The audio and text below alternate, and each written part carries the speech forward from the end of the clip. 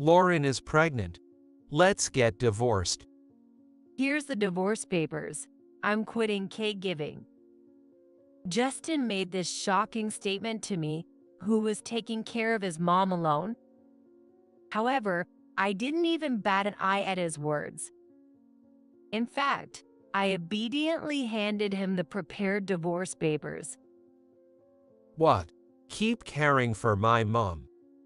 No way, because Lauren is. Justin was bewildered by my calm response. I then revealed Lauren's secret to him. My name is Nancy White. I've been married to Justin for 5 years. Now I'm considering divorcing him. What triggered this thought was Justin taking his phone to the bathroom. He used to be indifferent to messages from others, but recently he's been clinging to his phone. Even during meals, he places his phone on the table and sneaks it with him when he leaves the room. The beginning of my suspicion was when he, who had no interest in mobile games or apps, suddenly started behaving like this. When we first got married, there was no sign of cheating at all. When we were dating, he seemed like the most serious guy, someone who would never cheat, which is why I married him. I never imagined I would ever doubt him like this. Another reason I decided to marry him was because his workplace was almost entirely male. He's not bad looking, so if there had been female employees, I might have suspected he would cheat. But the only women at his workplace were a few older employees. Most of them were in their late 50s, much older than us. It seemed unlikely that Justin would be interested in them. If anyone, it would be my sister, Lauren. When I was in elementary school, my mom remarried and we started living with my stepdad and Lauren. She is my stepdad's daughter, and we never got along. Lauren always had a queen bee attitude and treated me poorly. There was a time when the house was full of tension because I stood up to her. However, she was very charming and had a talent for wrapping men around her finger. My stepdad never questioned anything she said, and my mom adored him so much that there wasn't a single person in the house who sided with me. Lauren would do anything to make herself look good. She didn't care if she treated her sister like dirt or used her like an old rag, as long as she was satisfied. She couldn't care less what happened afterward. That's just the kind of person she was. As someone who tried to empathize with others' pain, I was fed up with her tyranny. Lauren must be lonely because she doesn't have any siblings, so she's probably just relying on you. Forgive her. One day, she'll realize your kindness. Whenever I complained about Lauren to my mom, she always persuaded me to put up with it. My mom adored my stepdad completely. She was so in love with him that she couldn't see anything else, and he took advantage of this to have affairs with multiple women. As a salesperson at an IT company, he was on business trips most of the year. He was rarely home. So, no matter what he did, my mom never noticed. She believed that she was loved by him and trusted him completely. I started to sense something was off with my stepdad when I was in the upper grades of elementary school. He began to obsessively use his phone, even during meals, keeping it close at all times. It was too late to be just work-related calls, and the look on his face when he received messages was disturbing. He would always check his phone when my mom wasn't looking, and he'd smirk while replying. Although he never showed such behavior before, recently, he doesn't even try to hide it. He must have known my mom was obsessed with him. Out of curiosity, I peeked at his phone and found a series of messages with unknown women, arranging secret meetings and nightly rendezvous. Seeing that, I felt utter contempt for him. I was filled with hatred for him, who took advantage of my mom's feelings and played with her. Your mom's a fool too, right? A man like my dad wouldn't settle for a woman like her. Lauren had noticed his behavior. She knew why my stepdad married my mom and made a shocking statement to me. My dad married your mom because he wanted a convenient woman. Your mom is a great cook and good at housework. For a man like my dad, who isn't struggling financially, it's perfect. She takes care of the kids and gives him his own time. It's a win-win situation. She was used and manipulated for that reason alone. Listening to Lauren mockingly laugh, I felt a surge of anger.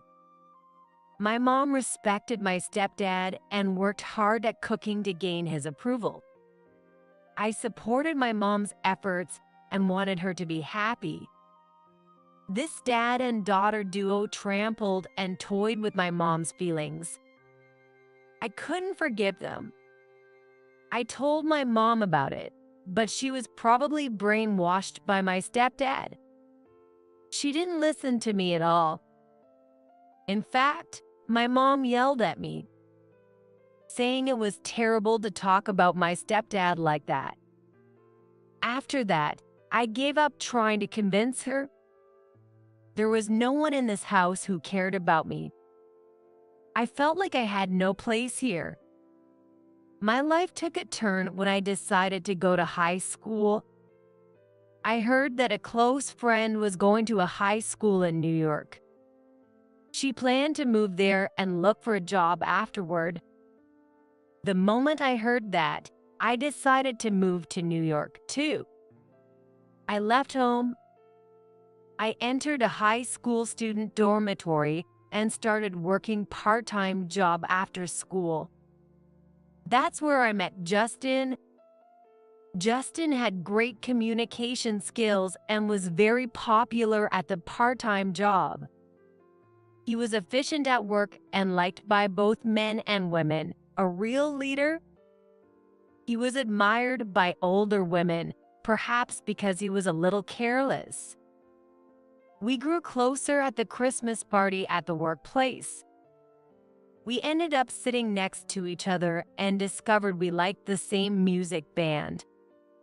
From there, we hit it off and started hanging out outside of work. Gradually, we became closer and naturally started dating. I got married on my 25th birthday. We started living together and had a happy life until that day when Lauren visited our home. Long time no see. I moved here too, so I thought I'd drop by. Lauren had left her parents' house and moved to New York, just like I did. I couldn't hide my surprise at Lauren's unexpected move. Why are you here, Lauren? Weren't you supposed to have a job back there? Salaries don't increase much there, and I've always dreamed of living in the city, so I took the plunge and moved. I knew that was a lie. Lauren wouldn't move here for such a reason. There must be something more.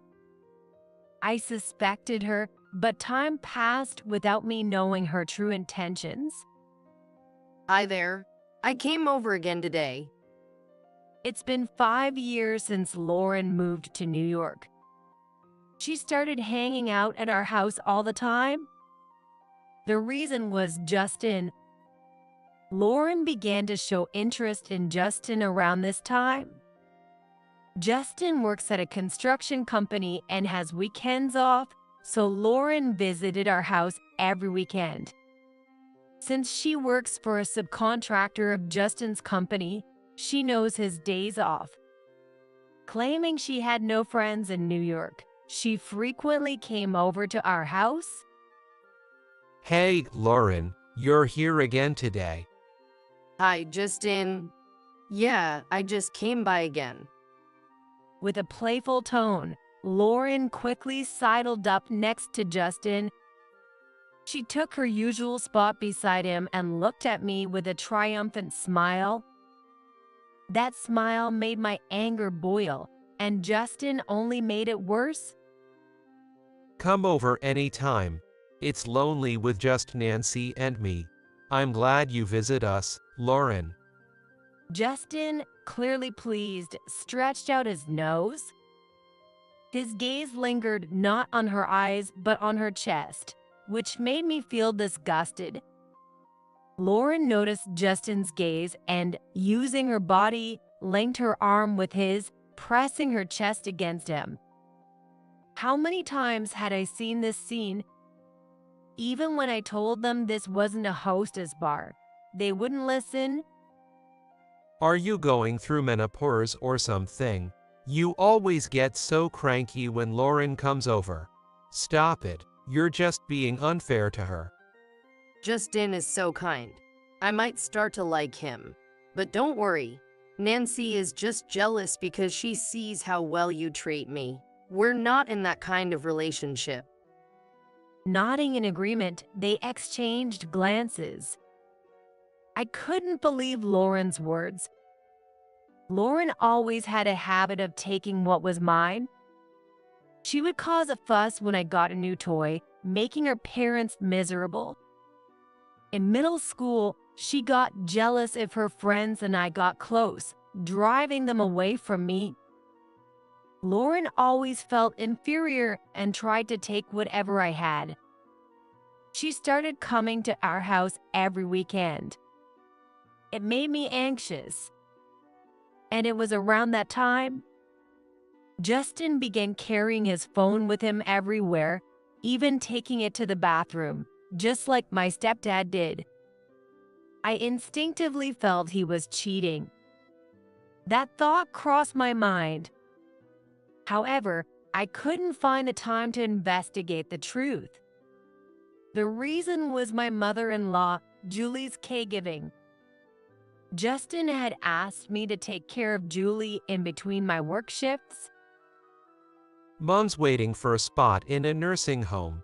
Until we find a place for her, you need to take care of her. Why me? Have you forgotten all the things Julie has said to me? Julie and I didn't get along very well. When we first got married, things were okay, but Julie was quite meddlesome and often visited our home. Since my father-in-law had passed away early, she must have been lonely. As a result, Julie and Lauren interacted frequently. The two of them would bond and get excited in front of me while I cooked meals and didn't get any personal time. The exhausting life became too much, and I asked Justin to reduce Julie's visits. When Justin conveyed this to Julie, our relationship soured. Julie started berating me, saying she was worried and checking in on us. How could you be so ungrateful? I'm doing this out of concern for you. Hearing Julie's patronizing words, I realized it would be difficult to have a good relationship with her, and I began to avoid her. After treating me like that, now you expect me to take care of Julie. Do you really think I can do it happily? So, you're just going to abandon my mom? I'm out working from morning till night, and I'm the primary breadwinner here, right? If you're going to be so selfish and neglect my mom, then you should earn as much as I do. Then I'll quit my job and take care of her myself. I had no response. Even though I work from home, my monthly earnings are just under $2,000. Meanwhile, Justin earns over $3,500 after taxes. It would be hard to match his salary with my current job. Plus, I do have more time available. With no words to argue, I reluctantly agreed to take care of Julie.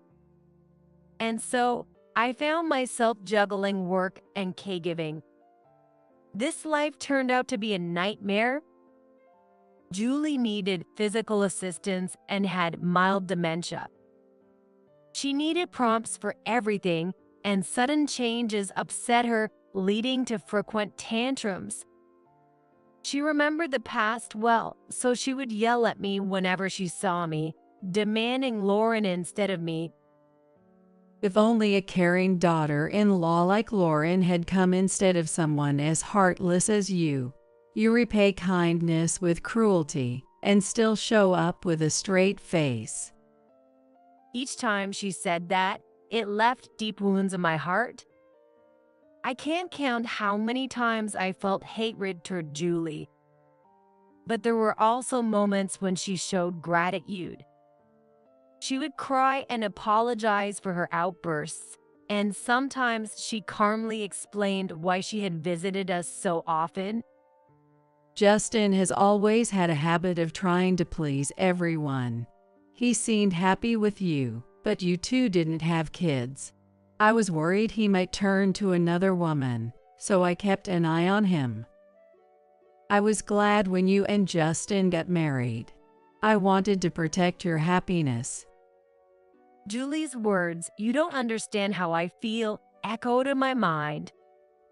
The moment I understood her words, tears flowed uncontrollably. Julie visited our home to stop him from straying. She wasn't worried about Justin, she was worried about me. I hadn't realized Julie's kindness and had neglected her. I deeply regretted that, and from then on, even when Julie mentioned Lauren, I chose to endure out of guilt. But then, tragedy struck unexpectedly. Lauren is pregnant. Let's get divorced. Justin had gotten Lauren pregnant. It turned out they had indeed developed a romantic relationship. I felt calm, thinking it was exactly as I had expected, rather than being shocked. What do you mean? Just what I said. Lauren is pregnant. I have to acknowledge the child as the father and take responsibility by marrying her. Otherwise, Lauren and the baby would be pitiful, right? Pitiful? Justin's words filled me with hatred. He worried about Lauren and the baby, but didn't care about me at all. Even though I was his wife, he saw me as an obstacle. It would be sad and pitiful for the child not to have a father. Luckily, we don't have kids, so there's no problem if we divorce, right? You can live on your own income. Our love had already faded, hadn't it? As Justin spoke, laughing, I snapped and pulled out the divorce papers from the living room drawer. When we got married, we had a huge fight over our differing values. That's when Justin brought the divorce papers. Both of our signatures were already on it. All that was left was to submit it to the office. Even though we reached that point, we calmed down and decided not to divorce after talking it through. I kept the divorce papers just in case something happened. Here's the divorce papers. I'm quitting caregiving. When I showed him the papers, Justin smirked. He probably thought he could finally be happy with Lauren and be free from this nightmare. But life isn't that simple.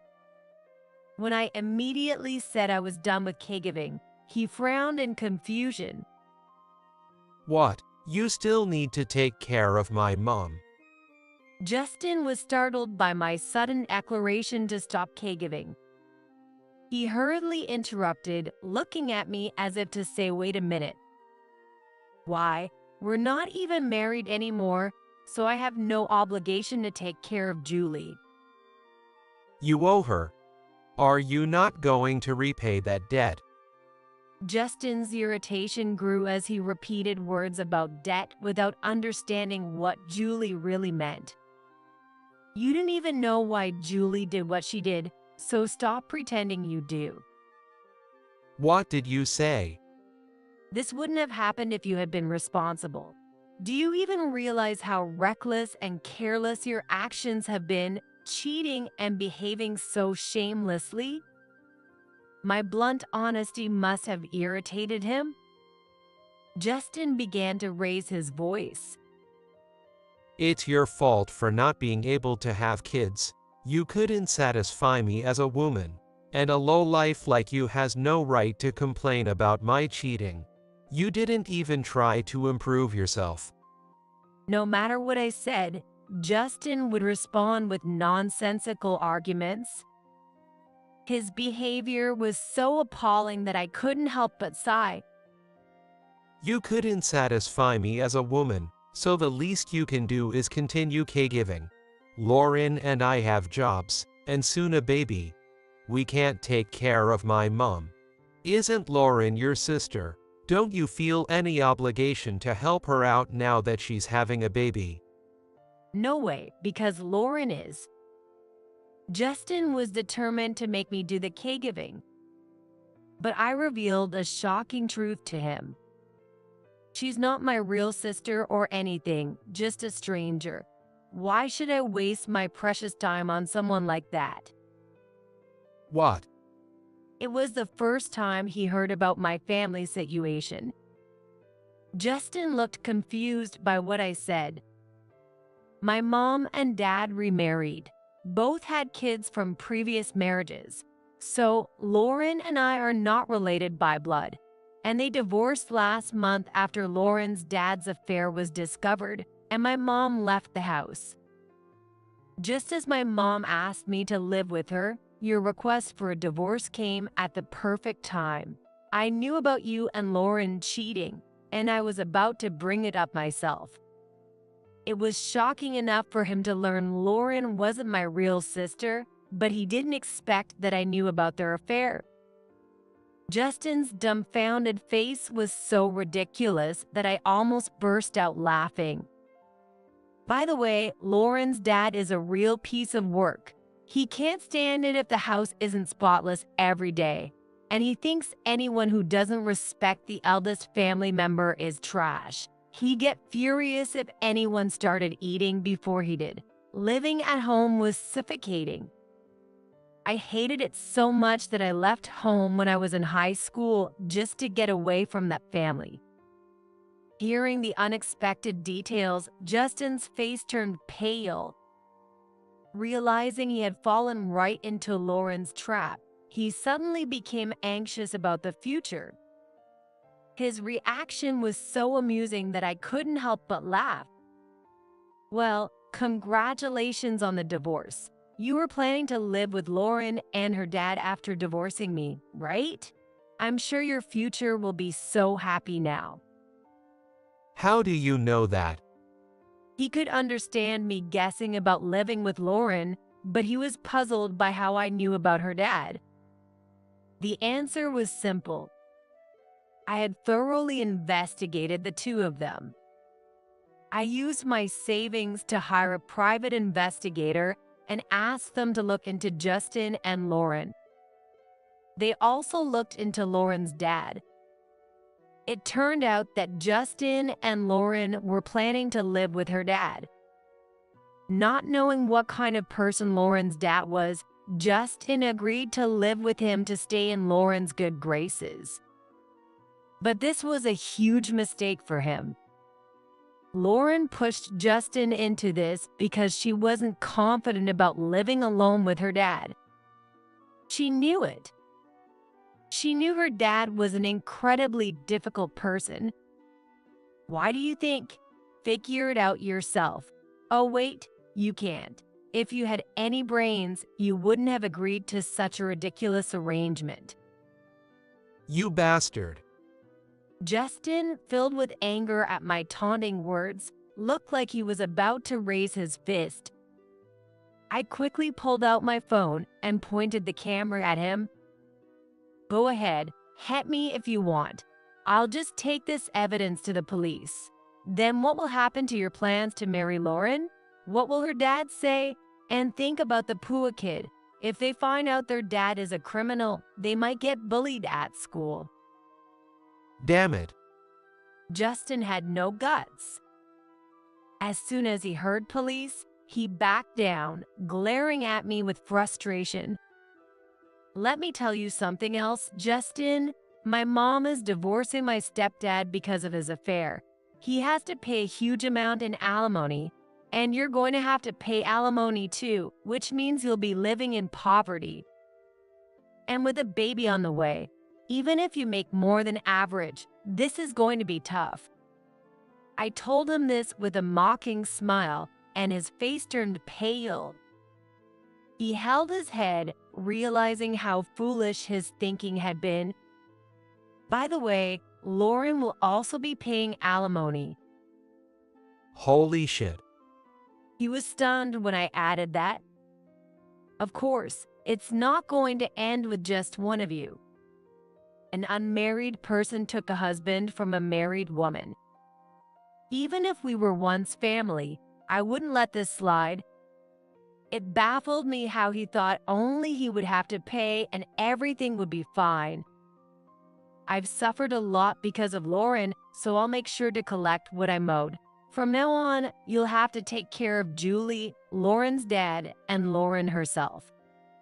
You'll be busy paying alimony for all three of them. What a hellish life. I would never want that. It would have been smarter to beg Lauren to give up and live with me instead. Hearing this, Justin probably thought I would help if he apologized. He ran over to me on the verge of tears and started to beg. Please, can't you do something? I didn't think it would turn out like this. Realizing his foolishness, Justin desperately tried to get me to reconsider the divorce. But that wouldn't work on me. I had lost all affection for Justin a long time ago. Can you give up already? I can't stand the sight of you anymore. I'm so happy to finally be free from you. Thanks to your shameless behavior, I can even ask for more alimony. I couldn't be more grateful. I'm finally free, and I'm filled with a sense of liberation. As I spread my arms to celebrate this happiness, Justin, refusing to give up, grabbed the hem of my pants and begged. Please, don't say that. Reconsider. Otherwise, I'll be living in hell from now on. That's not my problem. I coldly dismissed him. When I was suffering, he only cared about himself and never considered my feelings. The resentment and hurt from those times would never fade. I would never let it be forgotten. My eyes must have shown that determination. Seeing my expression, Justin faltered and backed away from me. Whatever you do or whatever happens to you is none of my concern. You brought this on yourself. Don't ask me for help. Just talking to you raises my stress levels. I hate seeing your face and even breathing the same air as you. Do you understand? If I could erase my memories and get rid of every moment with you, I would. Now, can you leave? The title of this house is still in my name. With that, I gathered Justin's things and threw them towards the front door. This house where we currently lived was something I got through my cousin, a real estate agent, who helped me get a good deal right after I started working. Since Justin was also looking for a place to live, he didn't oppose me signing the lease, and he moved into my house, starting our cohabitation. That eventually led to marriage. You've got to be kidding me. You're acting like this after everything I've done for you. This is your fault for not treating me right. When he threw his belongings, he must have been really annoyed. Despite being filmed by my phone's camera, he raised his fist at me.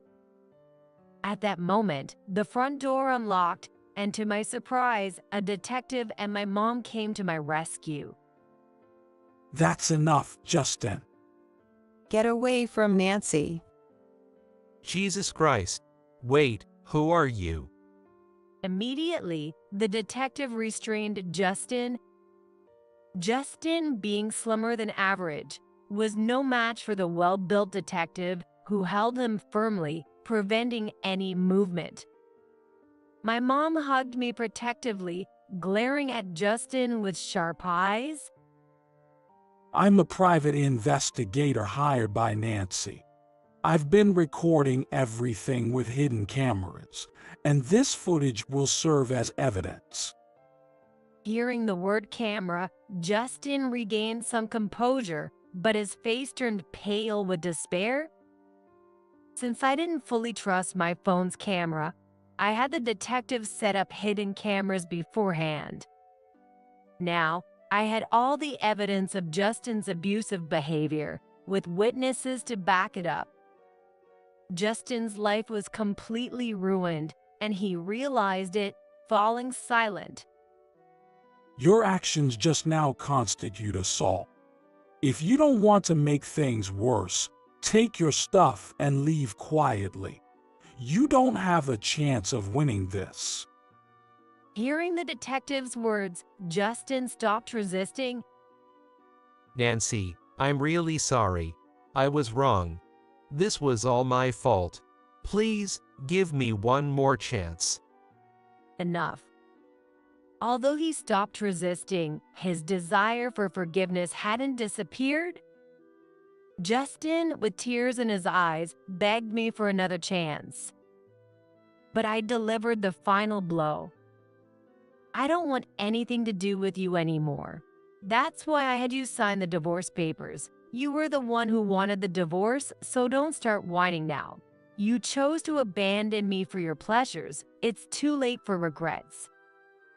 I have no lingering feelings for you, no affection. I feel nothing. Now get out. My lawyer will handle any further communication.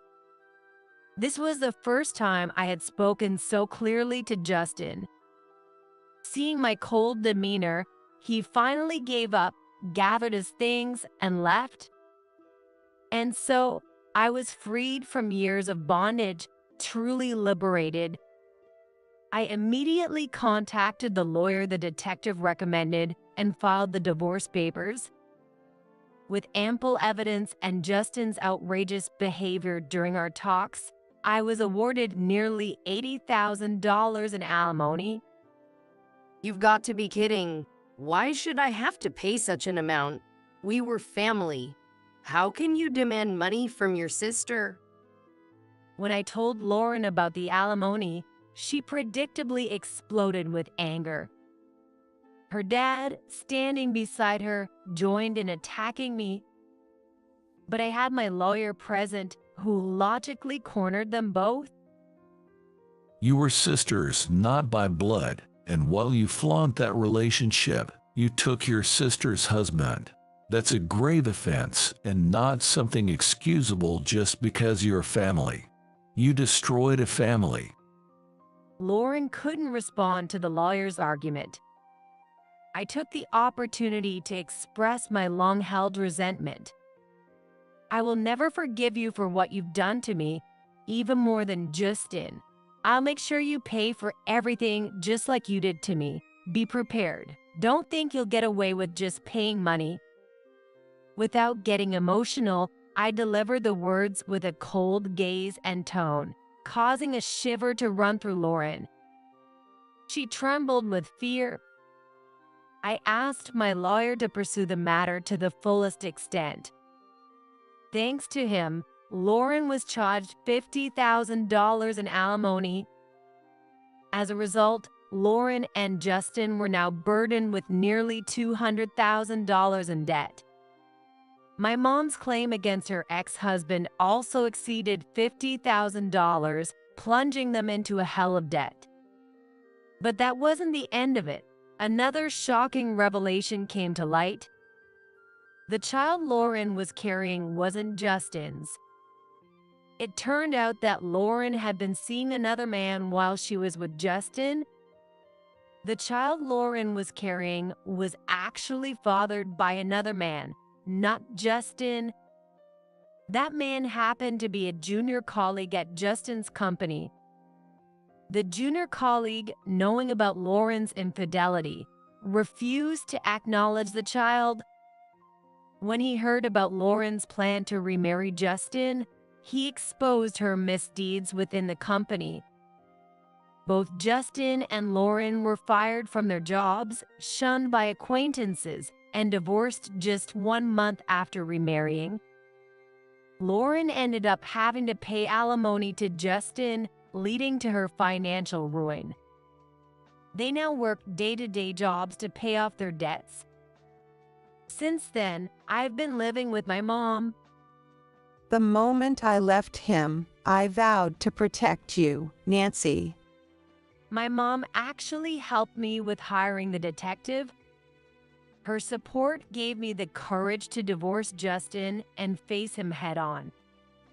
From now on, no matter what happens, I'm on your side. My mom supported me just as she had promised.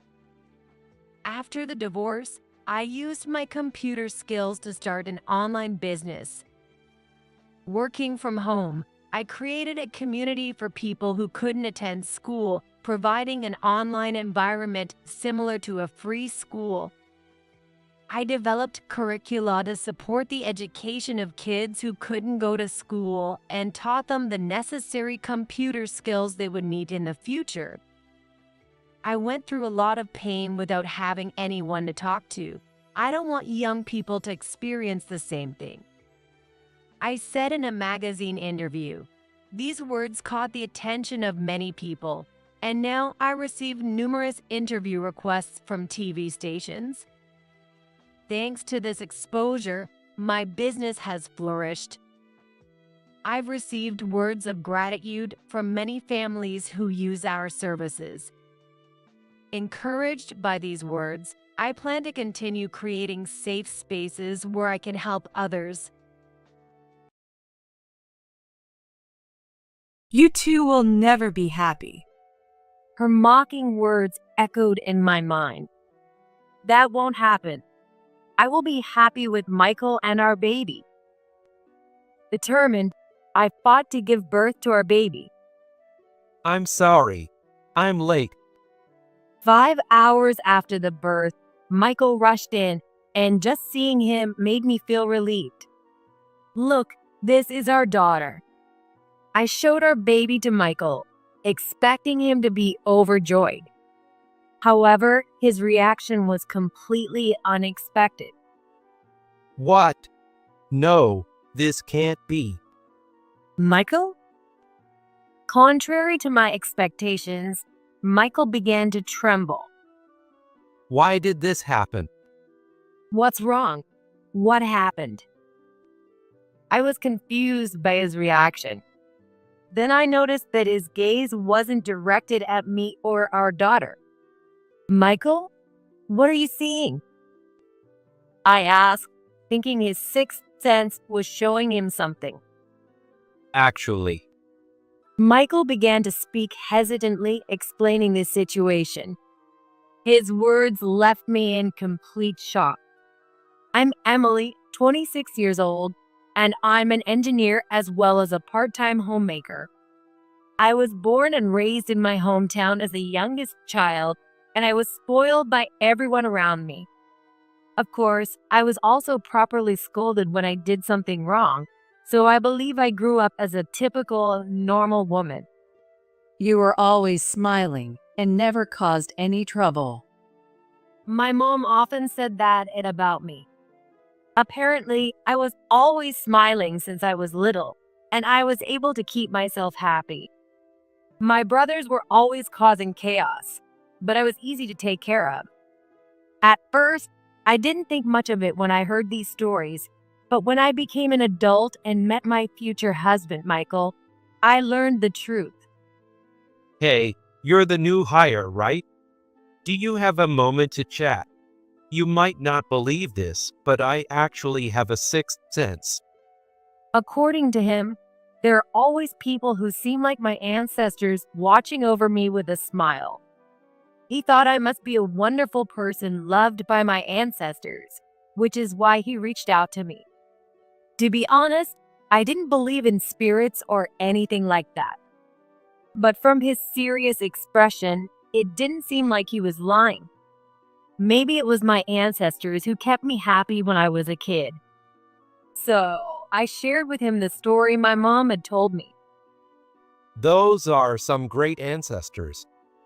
He said that with a smile. As we continued talking, we grew closer. So, if you don't mind, would you go out with me, Emily? Eventually, he confessed his feelings, and we started dating. It seems he really does have a strong sixth sense, as he would sometimes look scared at nothing. When I'm with you, I feel safe because bad things don't come near. According to Michael, the ancestors watching over me protect us from anything bad. Because of that, he said he feels calm and at peace whenever we're together. I feel happy when I'm with you too, Michael. In that case, why don't we get married? And so we decided to get married. My parents liked him as well, and we enjoyed a peaceful married life. Although we are happy now, it was tough before we got married. My dad is fine, but my sister, Laura, is a handful. According to Michael, his sister Laura is a difficult person. His dad, Robert, has always taken Michael's stories seriously and has always been on his side. However, Laura, who was spoiled by their mom, Rachel, is different. She always thinks she's the best and that her opinion is the only correct one. I've never gotten along with Laura since we were kids. I pretty much left home like I was running away from her. Laura doesn't believe in anything supernatural and has always called Michael a liar. Because of this, Michael and Laura don't get along at all. Mom always spoiled Laura. Rachel, who has already passed away, doted on Laura. Laura, raised by Rachel, who never disciplined her and spoiled her, grew up to be selfish, causing Robert a lot of trouble. Above all, Laura looks down on me. She might say something terrible to you, Emily. It's okay. I won't let it bother me, no matter what she says.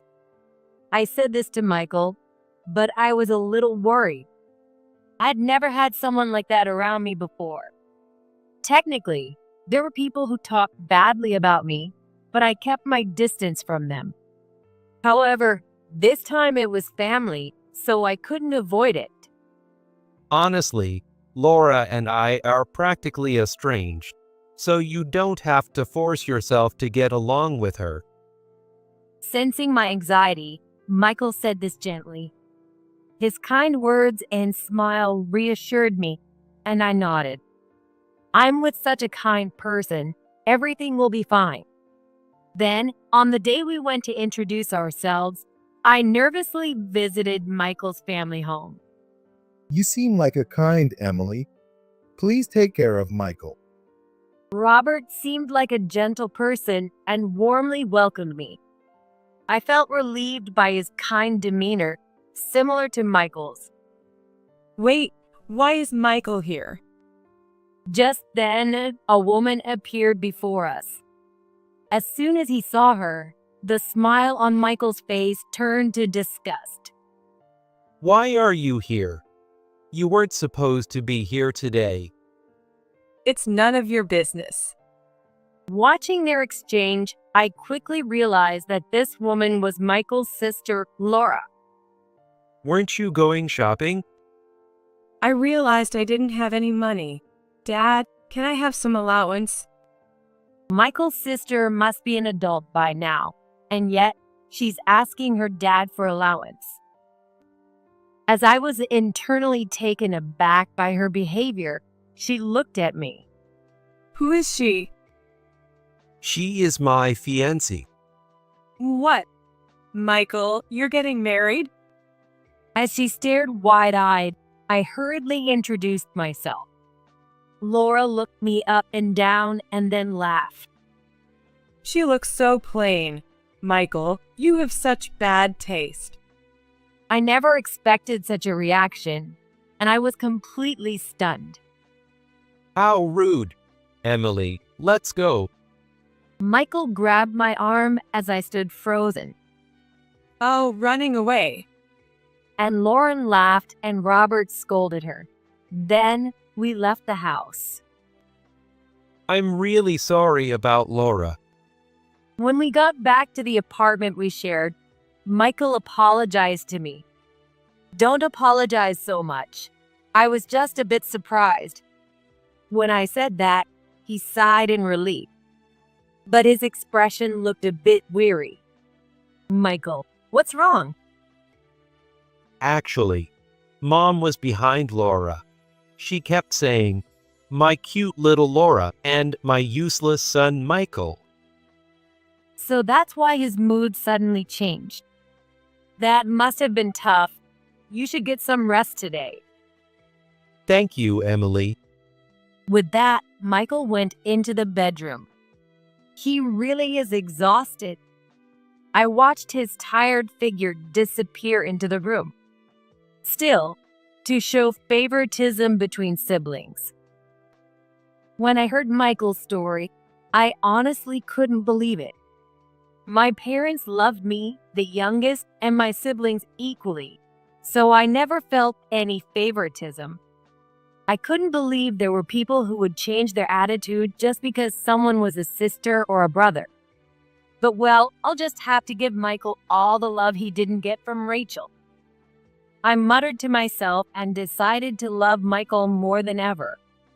After meeting each other's families, we spent our days busy preparing for the wedding. However, I couldn't neglect my work. So I was quite busy at the office as well. Hey, isn't that Emily? What? On my way to a meeting room, someone called out to me and I stopped. It was Laura. I never expected to see her at the same company, and I froze again. Seeing me like that, Laura smirked. So you work at this company? Well, thank you for the other day. The meeting time was approaching, but I couldn't ignore her. So I made the minimum polite greeting and tried to leave. What a waste of time that was. And to think you're one of our clients. You've got to be kidding me. It seemed she was from the company we were about to have a meeting with. Good to know. Looking forward to working with you. Yes, looking forward to it too. I managed to respond while listening to her brag as we walked to the meeting room. However, her demeanor completely changed during the meeting. I have high hopes for you, Emily. I've heard great things about you. I'm excited to work together. Both my boss, Steve, and Laura's boss, John, expressed their high expectations for me. Even though you look so plain. Normally, I would be thrilled to hear such praise, but her glaring made it hard to feel happy. Then John sighed deeply.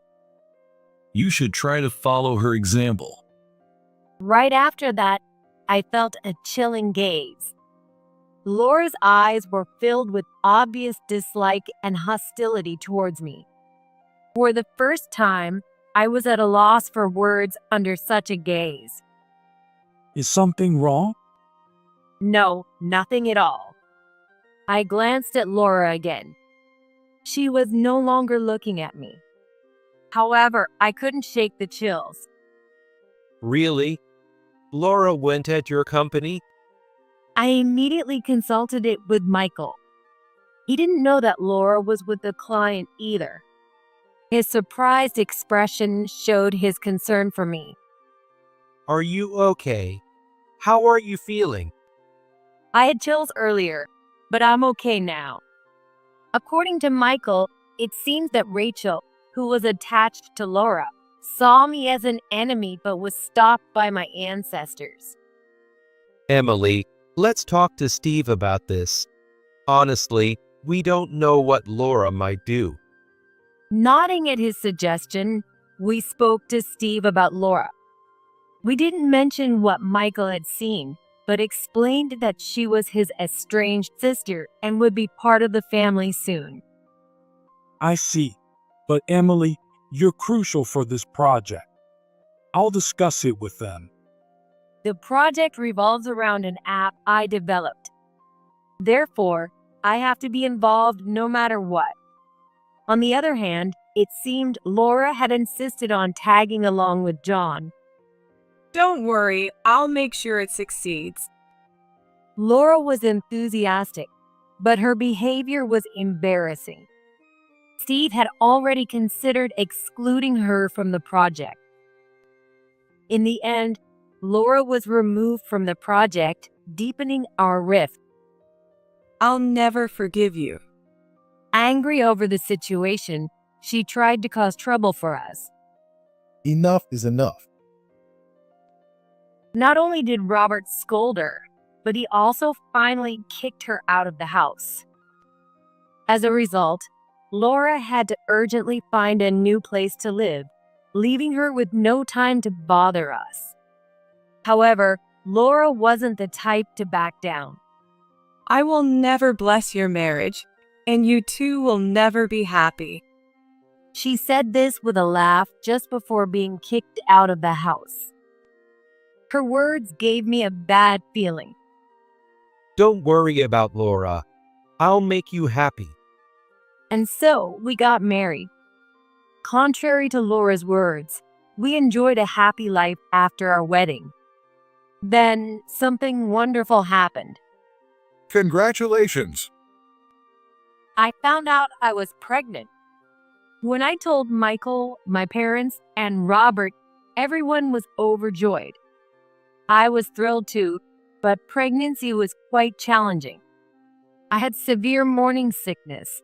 The baby was in a breech position and other difficulties, but I persevered to have this baby. Normally, Michael would support me, but he was busy making up for my absence at work. I'm really sorry. Don't worry about it. Just focus on work for both of us. Because of this, I couldn't rely on Michael as much as I wanted. I would have asked my parents for help, but since they were in the country, it was difficult to meet them. Could it be? Laura's words crossed my mind. Could Laura have cursed me? No, that's impossible. I understood spiritual matters because of Michael, but I couldn't believe in curses. Even if there is a curse, I won't let it defeat me. I whispered this to myself while rubbing my belly, making a firm resolution. Perhaps because of this determination, my baby continued to grow healthily. Finally, the day arrived. Emily, hang in there. The childbirth was extremely difficult. No matter how many hours passed, our baby wouldn't come out. I clung to consciousness, gritting my teeth to endure. You two will never be happy. Her mocking words echoed in my mind. That won't happen. I will be happy with Michael and our baby. Determined, I fought to give birth to our baby. I'm sorry. I'm late.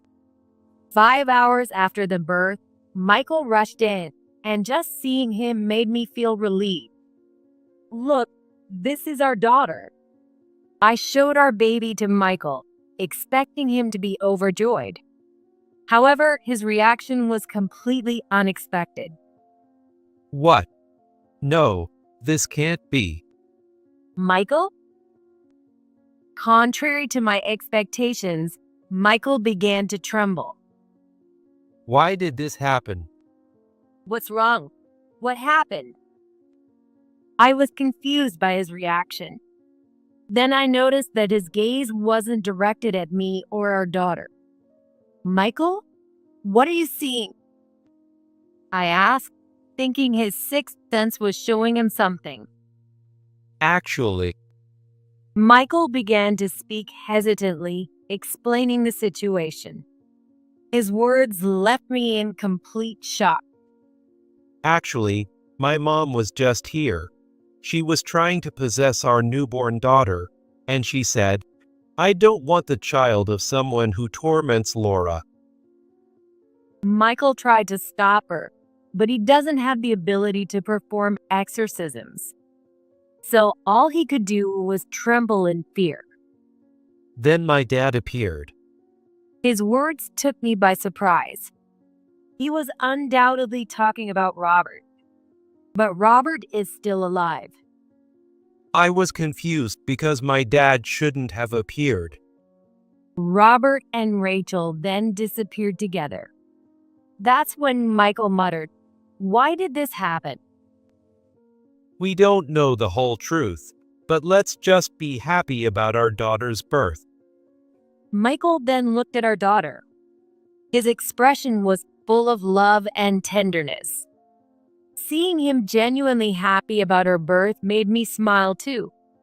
But the next day, when Michael came to the hospital, he looked pale. "Michael, what's wrong?" Seeing him so different from the day before, I asked in a panic. My dad was in a car accident yesterday. "What? The kind Robert?" He had been looking forward to holding our daughter. How could Robert be in a car accident? How bad are his injuries? When I asked, Michael shook his head. He didn't make it. His words left my mind blank. According to Michael, Robert was the victim of a hit and run. By the time a passerby noticed him lying on the ground, he had already passed away. Moreover, this happened just as I was in labor, struggling with the pain. It really was Dad who helped us back then. That might be true. Knowing the kind-hearted Robert, he must have been watching over me, concerned for my well-being. Then, just when Rachel appeared to harm our daughter, Robert protected us. Michael nodded with a tearful expression at my words. His feelings were likely more painful than I could imagine. Dad protected us. Now it's my turn to protect both of you, Michael said as he held me and our daughter tightly. His expression showed a sense of resolve, and his gaze seemed to be looking beyond me. Perhaps he was seeing something I couldn't. "Michael?" Your ancestors are telling me a lot. It's time to settle things with Laura. At that moment, I didn't understand why he mentioned Laura, but a few months later, I would come to know what he meant. After that, without any major issues, I was able to return home safely. Hi, Emily and Mary. Michael warmly welcomed us. Mary is the name of our daughter, our precious, beloved child. If there is anyone who would harm our daughter, I will confront them head on. As we looked at Mary's peacefully sleeping face, I made a firm resolution. Shall we go? Yes, let's go. We left Mary with my parents for a short while and went to a certain place. What? Why are you here? We went to the company where Laura works. We had obtained permission from our client in advance and arranged to use a meeting room for a discussion. What do you want? Our daughter, Mary, was born recently. Laura's already displeased expression twisted even more. Gosh, so I failed. And what about it? You were trying to harm Mary to get back at us, weren't you? Michael's cold words made Laura's shoulders shake. He must have hit the mark. Laura has a high ego and can't stand not being number one. Feeling that I had hurt her pride, she plotted to harm what was most precious to me, Mary, to get her revenge. You mistakenly thought Emily was out to get you and tried to take Mary away from her. But Dad stopped you. Even after kicking Laura out, Robert was watching to see if he could do anything to help. He noticed Laura's plans to harm me and Mary and tried to intervene and convince her otherwise. You saw Dad as an obstacle, so you ran him over, didn't you? Probably thought you could get some inheritance too. Laura flinched at Michael's words. On the day Robert had his accident, he actually confronted Laura in front of her workplace. Stop bothering Michael and Emily, and don't do anything stupid. Robert had warned Laura. Infuriated, Laura ran him over on his way home. You know I have a sixth sense, right? Dad told me everything. Hearing from Robert, Michael realized he couldn't reveal Laura's crime without evidence. So while I was in the hospital, he investigated. It was hard to find, but I finally got it on a dash cam. Got what? A video of Dad walking and your car speeding toward him. Even the police hadn't found it, but Michael's persistence paid off. He showed Laura a copy of the evidence. Laura looked down for a moment after seeing the evidence and muttered, Oh my God, this is the worst. Why do you and Dad always have to mess things up for me? Then she looked at us with an annoyed expression. It's always been like that. Mom would listen to anything I said, but you two just kept getting in my way. Of course we did. Michael, not backing down from Laura's glare, began to share his long-held feelings. You believed Mom when she said, "The world is yours," and you've done whatever you wanted since then.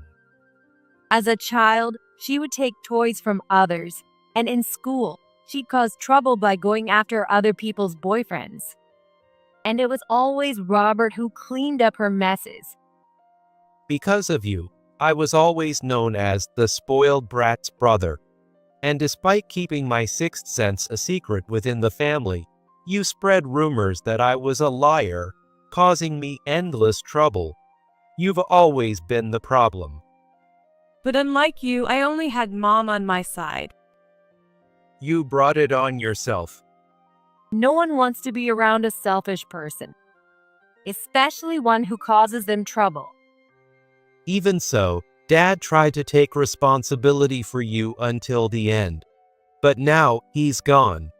It's time for you to take responsibility for yourself. Michael told Laura with a fierce glare. Despite being intimidated, Laura glared back. What? If Dad hadn't interfered? He did what any father would do. By the way, what were you doing during Dad's funeral? Robert's funeral was held while I was still in the hospital. Later, I managed to pay my respects, but Laura never showed up. That's none of your business. You're right. It's not anymore. Laura looked shocked at his words. You're no longer my sister. Ignoring Laura, Michael continued. After that, Laura was arrested for her involvement in Robert's death. She might also face additional charges for obstructing the police during her arrest. Let's completely cut ties with Laura. So we decided to sever all ties with Laura. Are you sure? She's your only remaining family, Michael. My family is you, Emily, and Mary. Michael smiled. He was not alone. However, I still had some concerns. She won't come after me or Mary again, right? Don't worry. In the end, she can't do anything on her own. Until now, Rachel and Robert, each in their own way, had protected her. Rachel took care of Laura's needs and made arrangements to ensure she was okay even after her passing. Robert, despite his anger at Laura's actions, couldn't completely cut her off and continued to look after her. Without them, Laura was overwhelmed just trying to manage it on her own. So, as long as we keep our distance, we'll be fine. Laura was fired over this incident. Apparently, her reputation at the company was already poor. An investigation revealed that she was taking credit for her co-workers' work and using insulting language and behavior. As a result, no one defended her, and she was let go. After that, we decided to relocate. The app I developed was a big success, leading to the creation of a new branch. I was assigned as the branch manager, with Michael as my assistant, once I returned from maternity leave. I can't believe it's close to my parents' house. This means I can easily rely on my parents for help. I'm excited about raising Mary with everyone. I'm looking forward to it too. Michael looked relieved. Being free from Laura might have brought about a change in his feelings. By the way, what were my ancestors doing? They were primarily there to protect you, and my dad was there too. Despite Rachel's efforts, she couldn't overcome Robert. Thanks to him, Mary was born safely. Perhaps because of that, Laura ended up taking matters into her own hands and got rid of Robert. We owe so much to Robert. Just recently, Robert's will was found. Maybe he had sensed something too. The will stated, "Nothing for Laura. I want my assets used for Mary's future." Now it's our turn to protect Mary. Yes, absolutely. Robert is surely watching over Mary as she grows. To put Robert's mind at ease, let's protect her ourselves. Michael and I made that promise to each other. After that, Laura was sentenced to prison. She was on the news as the terrible daughter who committed a hit and run on her father. Now she has no place to go. Even when she gets out, everyone will recognize her, so she won't have anywhere to belong. Also, the house Robert and Lori used to live in is up for sale. Everyone is cooperating by not revealing where we've moved, so we can focus on raising Mary in peace. Just then, I heard Mary crying while watching the news. Smiling, I went to her. Emily, did you see the news? Yes, I did. Michael, who had just come home, spoke to me while holding Mary. Apparently, the company received a letter from her. Really? Yeah. One of my coworkers thought we should know and told me. The letter supposedly said, "I'm remorseful, and please help me." Apparently, they read it and then tore it up. She caused so much trouble and hurt so many people. It's unreasonable for her to think anyone would help her. I nodded in agreement with him. A few years later, as Mary continues to grow healthily, Michael and I are busy with work, finding comfort in her presence. Mommy, guess what? What is it, Mary? Grandpa says thank you. I tilted my head at Mary's words. I thought she was talking about my dad, her grandfather. But would my dad really send a message like that? Mary, where is this grandpa? When I asked, Mary pointed to an empty spot. That reminded me of what my mom and Michael had told me in the past. You are just like me. Just as my ancestors used to keep me happy. Robert must be watching over Mary in the same way. Thank you so much. Mommy? Let's have a snack. Mary responded with a smile, and her cheerful demeanor soothed me once again. So, Dad is still watching over us. When I told Michael, who had just come home, he spoke with a sense of deep emotion. Let's go visit him together soon. I nodded with a smile at his words. Yay! Mary also replied with a bright smile. A few days later, during a long weekend, we visited the land where Robert's house used to be for the first time in a while. Oh. Michael's gaze was fixed in a particular direction. Following his gaze, I saw a woman in tattered clothes, walking unsteadily. I thought she looked familiar. Could that be Laura? Probably. Michael responded while looking away. He quickly lost interest and picked up Mary with a smile. I glanced back at Laura before following Michael. Later, I confirmed with a former colleague that the woman was indeed Laura. She's working multiple part-time jobs, just scraping by each day.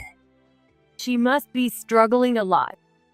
I remembered her looking much older than her actual age and felt a bit of pity. Michael probably wouldn't feel the same. Maybe she's finally facing the consequences of her actions. Her misfortune would likely continue, because, as it was her just desserts. Later, I heard from the same colleague that Laura had been arrested for theft. I need to forget about her quickly. I need to forget about Laura and focus on being happy with my family. I'm sure Robert would want that. Well, I have to work hard. As the branch manager, I have a lot of responsibilities. Even though Michael helps me as my assistant, I need to do my best. I also want to create a new app. I envisioned a game that even small children could play. I might have less time to spend with Mary. But if she can play with the app I create, it would be a way to stay connected. That sounds great. Let me help. It's a gift for Mary after all. Michael said with a smile, having fully moved on. Not wanting to be outdone by him, I decided to put in my best effort too. Eventually, the app we created became a worldwide sensation. I love this game, Mary said with a beaming smile. We were genuinely delighted by her words. As our achievements were recognized, we advanced even further in our careers. Maybe cutting ties with her brought us all this good fortune. It's the result of our hard work. You're right. We began a new journey together, determined to be happy. A few more years later, I was busy with my duties as a branch manager. Mom, Grandpa says not to overwork yourself. Sorry about that. Apparently, Mary could still see Robert. She might have inherited this ability from Michael. But he doesn't appear to me.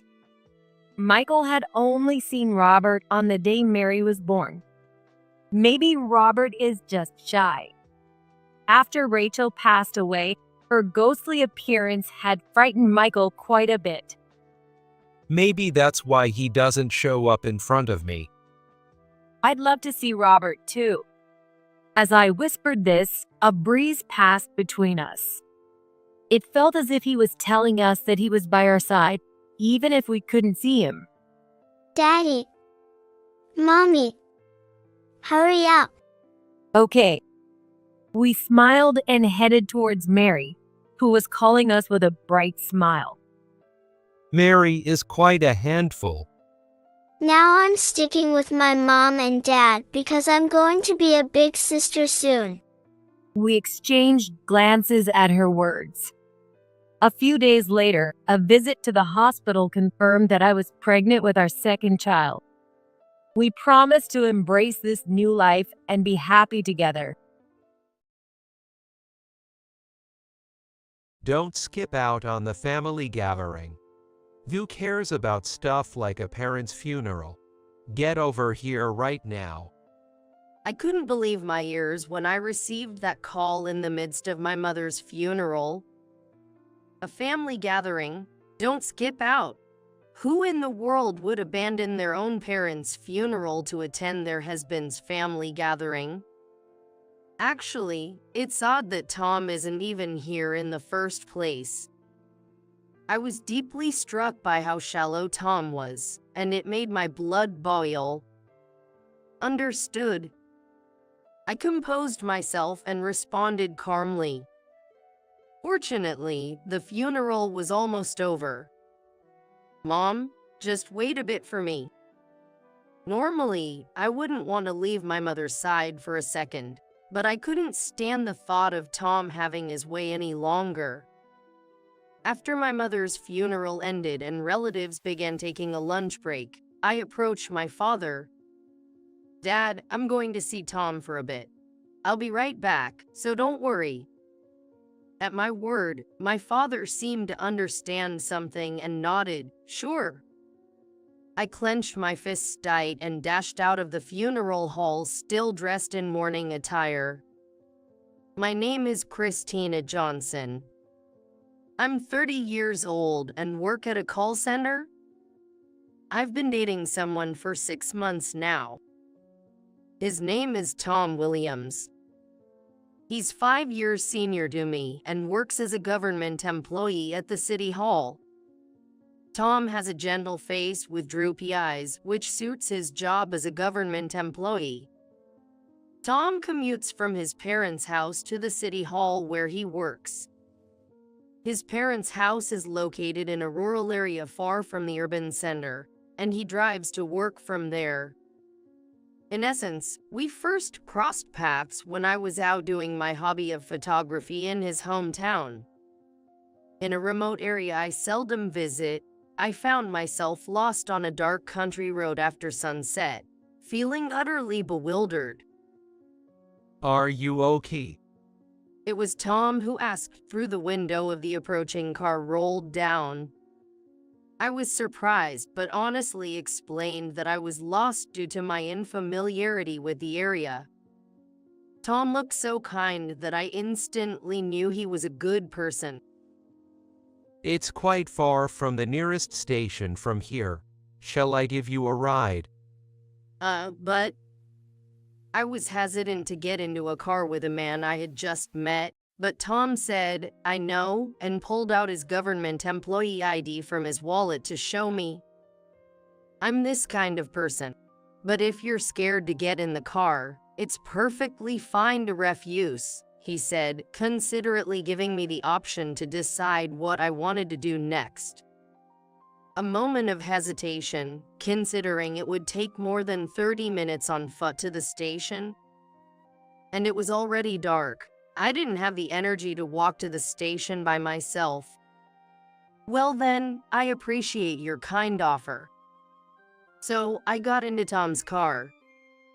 He was just as gentle and calm as he appeared at first. After safely dropping me off at the station, Tom shyly asked for my contact information.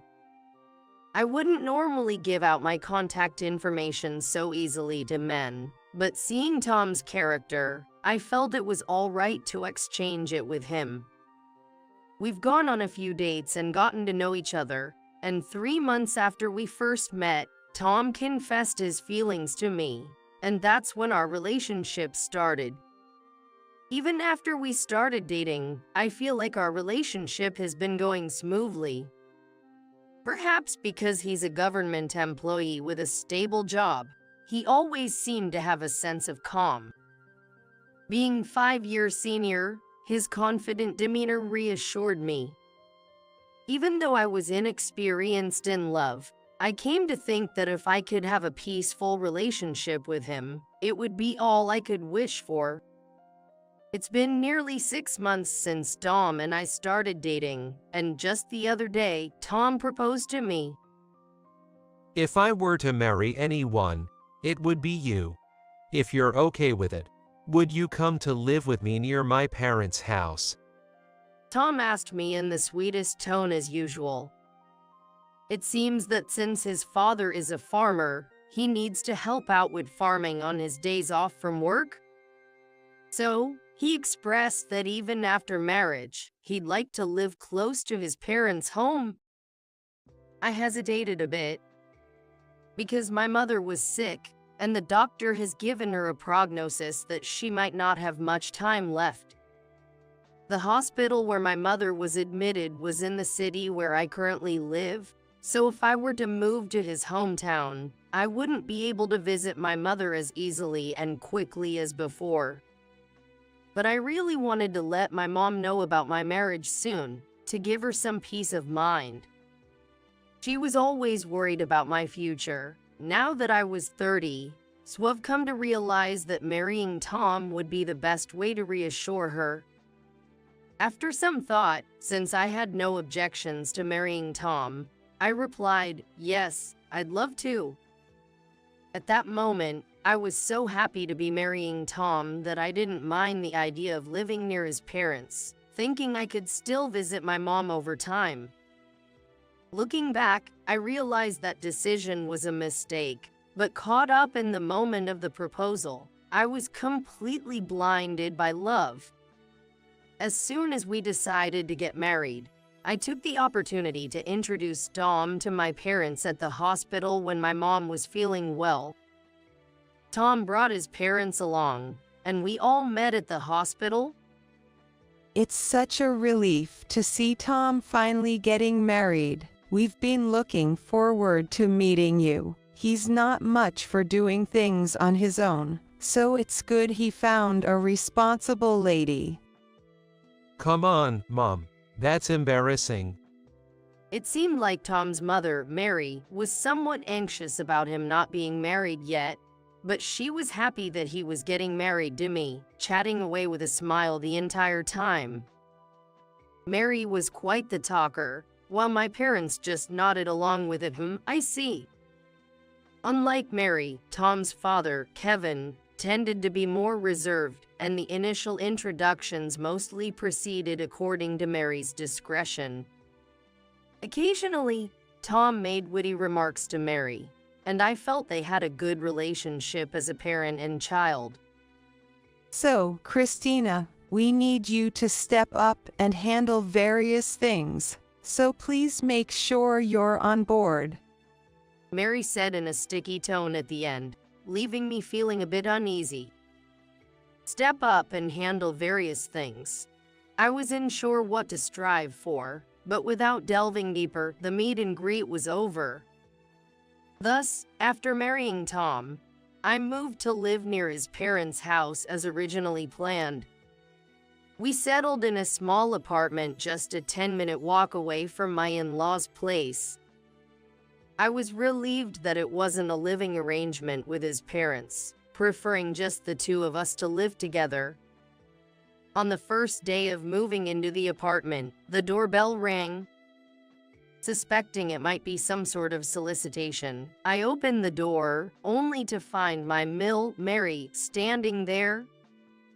Oh, Christina, dear, I was just wondering what your new place looks like. Do you mind if I take a look around? Sure. Tom hadn't mentioned anything about his mother coming over, but it seemed he knew she would come because he welcomed her enthusiastically, saying, "Come on in, Mom." Wow, it's a bit cramped, but a pretty clean house, since you'll be taking care of the housework. Christina, make sure to clean around the kitchen and bathrooms, or dirt will pile up quickly. I've heard that young people these days don't even open windows, so make sure to ventilate regularly. Mold could grow, and it might affect Tom's health. And on weekends, come help out with our farm. Tom is tired from work, so you need to work hard instead. Also, you shouldn't make the dishes too heavily seasoned. Tom might have high blood pressure, you know. Mary said rapidly. Although she spoke gently, there was an undeniable pressure that didn't allow for any objections. I was surprised enough that my mill would meddle in our household matters, which wasn't anticipated. Moreover, all her concerns revolved around things like Tom's tired or Tom's health is affected, centered on Tom. It's fine to adore her own child, but I wondered if it was appropriate to impose such expectations on her DIL who had just joined the family. You're absolutely right, Mary, but I also work at a call center during the day, so I return home around the same time as Tom, and I think we should share the household chores. Of course, I'll do what I can, but decisions about the couple are made between the two of us. At that time, unaware of the true extent of my mill's character, I confidently expressed my opinion. She seemed taken aback by my rebuttal for a moment, but soon I could see her expression shift to one of simmering anger. What are you talking about?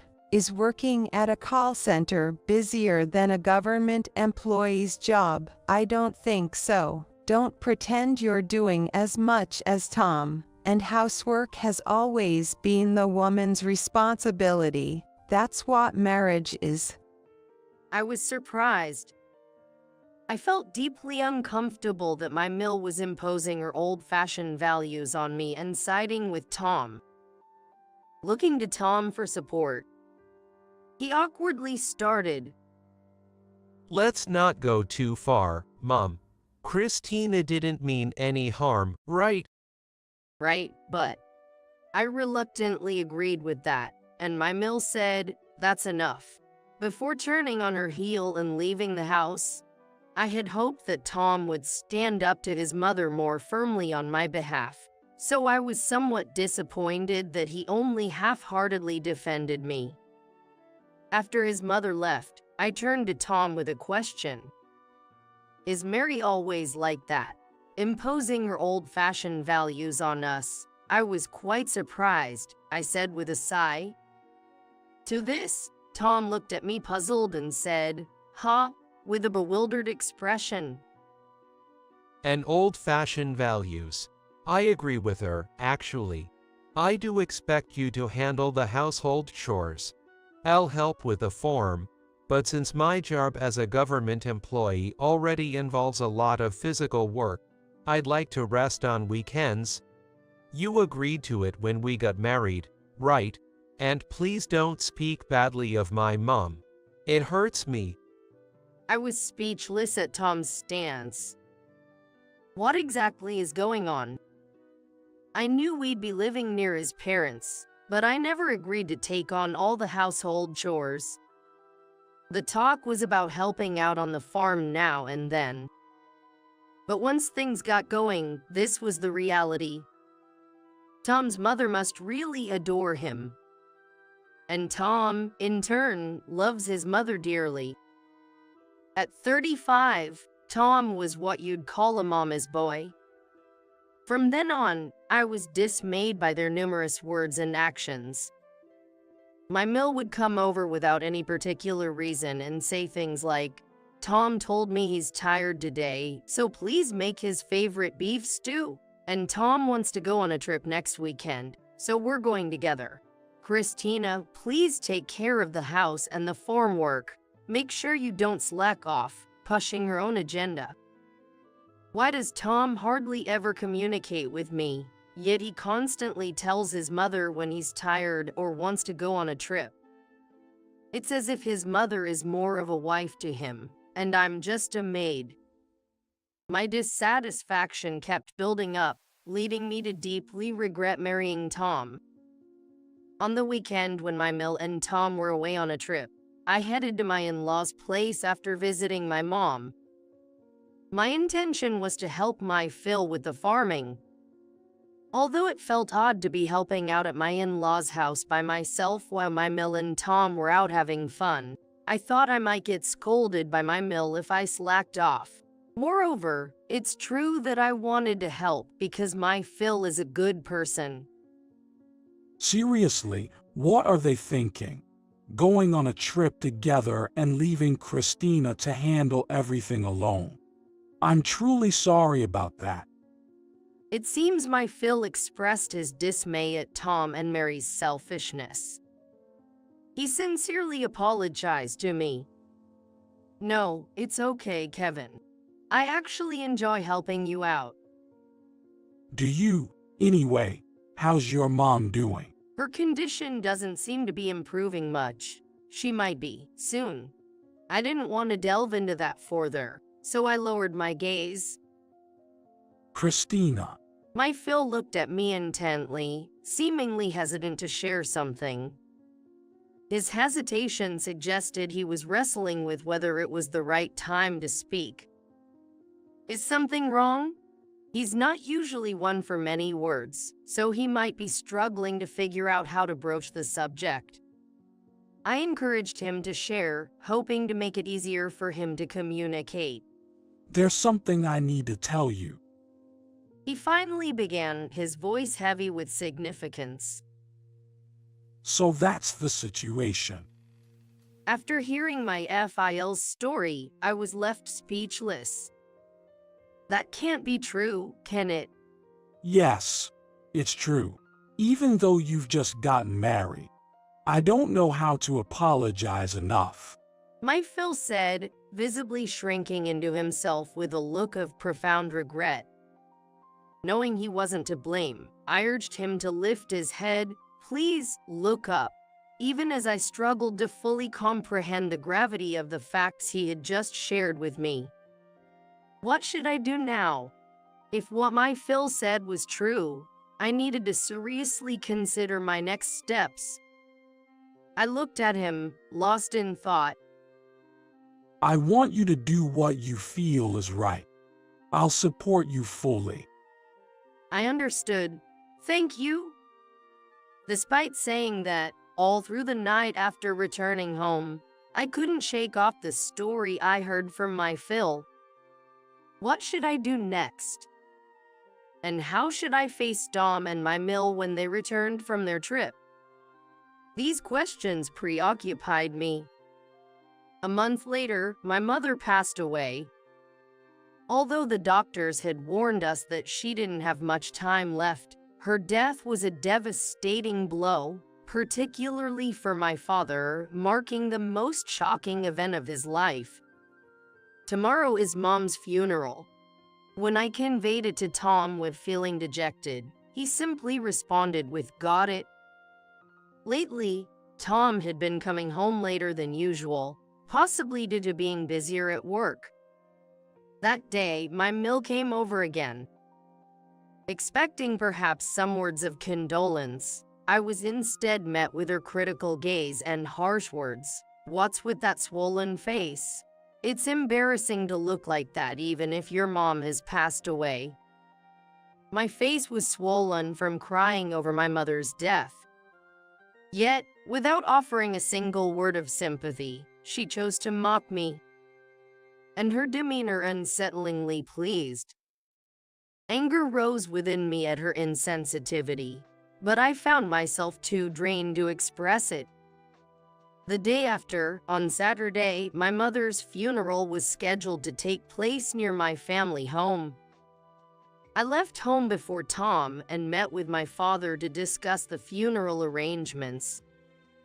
As the chief mourner, my father had many responsibilities and seemed busy. I stood by his side, assisting him.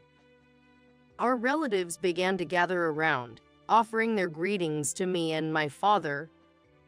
The sorrow for my mother's untimely departure was evident on everyone's faces. I noticed that even though my relatives and attendees were all gathered, Tom and my Mill were nowhere to be seen. My Phil has been here for hours, sitting in his seat. What's going on? Tom mentioned that it would take him a bit of time to prepare, but could he really be preparing up until the last minute? When our eyes met, my Phil also had a puzzled look on his face. As the funeral for my mother began, Tom and my Mill never showed up in the end. During the ceremony, I felt my phone vibrating with incoming calls in my pocket. Initially, I ignored it, but the persistent ringing eventually compelled me to step outside for a moment to check. The caller was none other than Tom. Concerned that they might have encountered an accident on their way to the venue. So, feeling a strange sense of foreboding, I answered the call from Tom. "Hello, Tom. Where are you?" When I asked in a whispering voice, Tom didn't give me a straight answer to my question. Instead, he abruptly said something completely unexpected. Don't skip out on the family gathering. Who cares about stuff like a parent's funeral? Get over here right now. Receiving a call from Tom during my mother's funeral, I couldn't believe my ears. I was so surprised by the harsh tone and the content of the message from Tom, who is usually calm, that I actually pulled the phone away from my ear in shock. A family gathering? Don't skip out. Who in the world would abandon their own parents' funeral to attend their husband's family gathering? Actually, it's odd that Tom isn't even here in the first place. I was deeply struck by how shallow Tom was, and it made my blood boil. Understood. I composed myself and responded calmly. Fortunately, the funeral was almost over. Mom, just wait a bit for me. Normally, I wouldn't want to leave my mother's side for a second, but I couldn't stand the thought of Tom having his way any longer. After my mother's funeral ended and relatives began taking a lunch break, I approached my father. Dad, I'm going to see Tom for a bit. I'll be right back, so don't worry. At my word, my father seemed to understand something and nodded, sure. I clenched my fists tight and dashed out of the funeral hall still dressed in mourning attire. Upon learning that a gathering was being held with Tom's maternal relatives, my Phil and I decided to head there together. It seems hearing me talk to Tom on the phone convinced my Phil that he also had something to say to them. Tom told me that the venue was at my mill sister's place. After ringing the doorbell and being ordered by Tom in a commanding tone to come in, I exchanged a surprised look with my Phil before we made our appearance before my mill and Tom. I'm very sorry for being late. Upon my immediate apology with a sincere attitude, the relatives on my mill's side looked at my Phil and me with a startled expression. Christina, why are you dressed in mourning clothes? It's a family gathering. You should have come in something more casual. Tom, who had adopted a rather rough tone of speech, was visibly shocked upon seeing me and my Phil in funeral attire. That's understandable. He probably never expected us to show up in funeral attire without even changing clothes. Oh, I'm sorry. I was told suddenly, didn't even have time to change. It's my mom's funeral today, and weren't you getting ready to attend the funeral this morning too? Never thought there'd be such a gathering. When I said that in a matter-of-fact tone, the relatives murmured huh, one by one, exchanging puzzled looks. Christina's mother's funeral.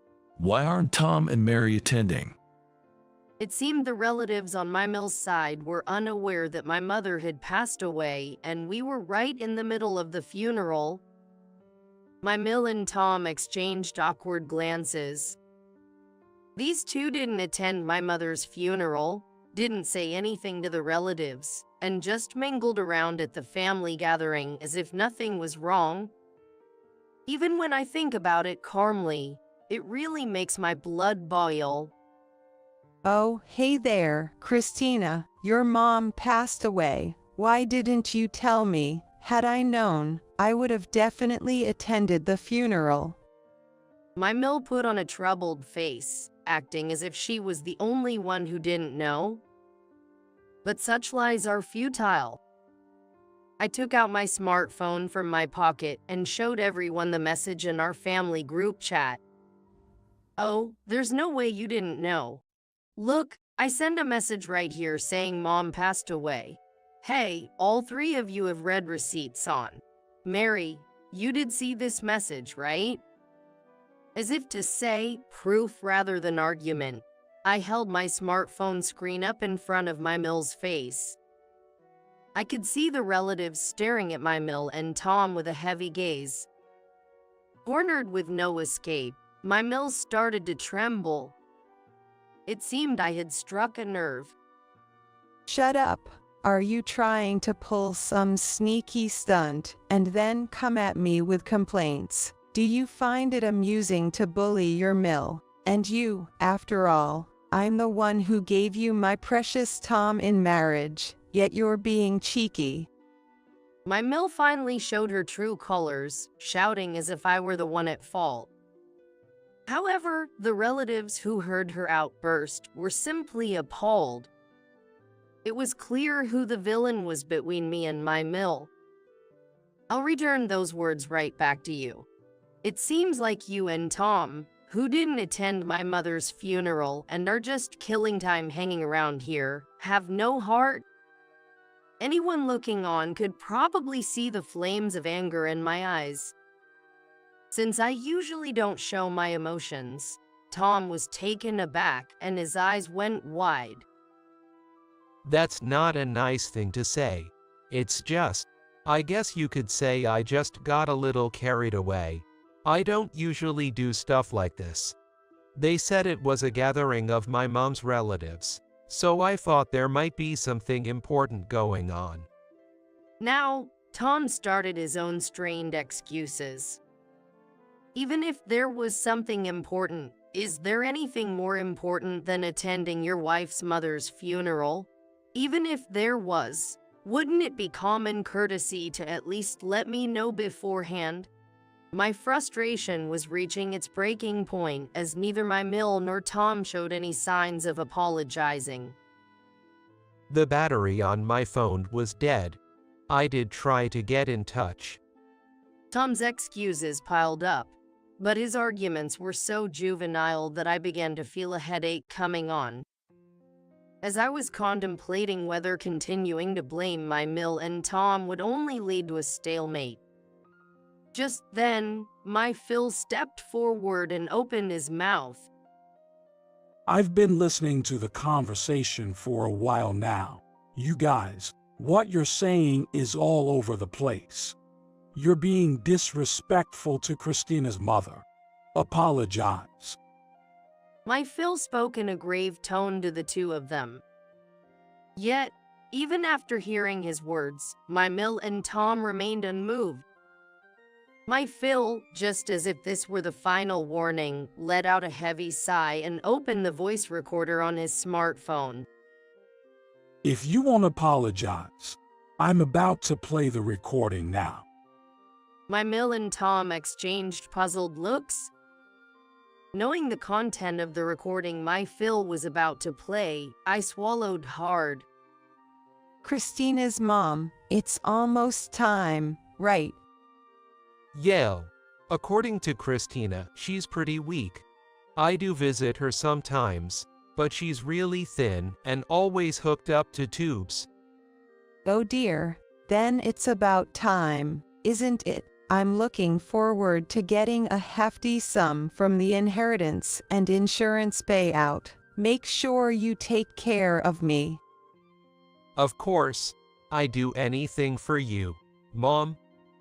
The voice recording from my FIL smartphone revealed an unbelievable conversation between Tom and my mill about my mother's condition. The conversation continues. But to make sure we get all the inheritance and insurance money, both Christina and her father could become obstacles. The inheritance and insurance payout. The recipients are Christina and her father, right? Christina being your wife, her share belongs to you, Tom, but that means we only get half of the inheritance.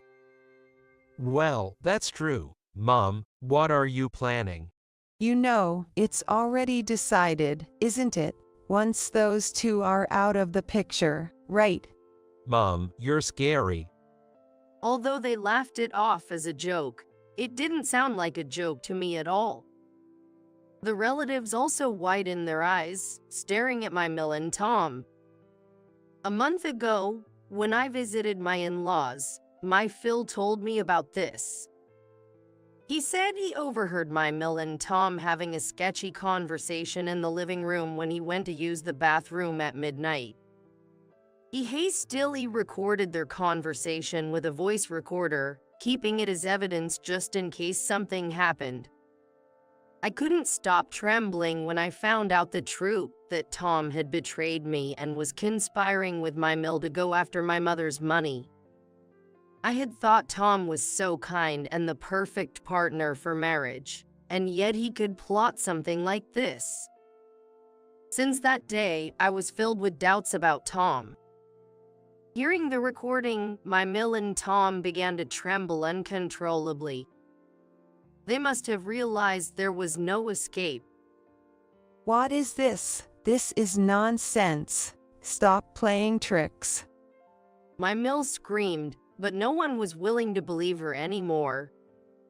If it were a video, I wouldn't put it past us to create something, but when it comes to a voice recorder, there's no way my Phil or I could produce voices so realistic. Tom is slouching as if he's given up. After playing the recording, my Phil, with his face red with anger, declared, Hearing this conversation and Christina's testimony, it's clear that Mary and Tom are up to no good. Not only did they not attend Christina's mother's funeral, but they also planned to harm Christina and her dad to steal the money. What the heck? Apologize to Christina right now. In a rare display of vehemence, my usually taciturn Phil unleashed a torrent of words, leaving my Mill and Tom quivering in fear. I'm sorry, please forgive me. I just wanted to live happily with Mom. I also just loved Tom too much and made a poor judgment. As the two made excuses, it seemed my FIL's patience finally snapped. What? You folks seem to have no real intention of reflecting on your actions. I'm filing for divorce with Mary. Can't stand being associated with such out-of-touch people as family. What about you, Christina? As the word divorce came out of my FIL's mouth, both my Mill and Tom's eyes widened in shock. Yes, of course, I'm divorcing him too, and I'll be collecting every penny of alimony owed to me. Thank you very much. I expressed my thoughts politely and then made eye contact with my Phil, nodding firmly in agreement. First and foremost, both my Phil and I had intended to divorce Tom and my Mill, respectively. We were just waiting for the right moment, and today we finally had a valid reason to bring it up. Divorce? What do you mean? Ranting Tom's still okay. As for my Mill, facing the prospect of divorce at her age, her voice trembled with disbelief as she was confronted with the intention for divorce presented to her by my Phil. How can this be? I've been a housewife ever since we got married. How am I supposed to live now?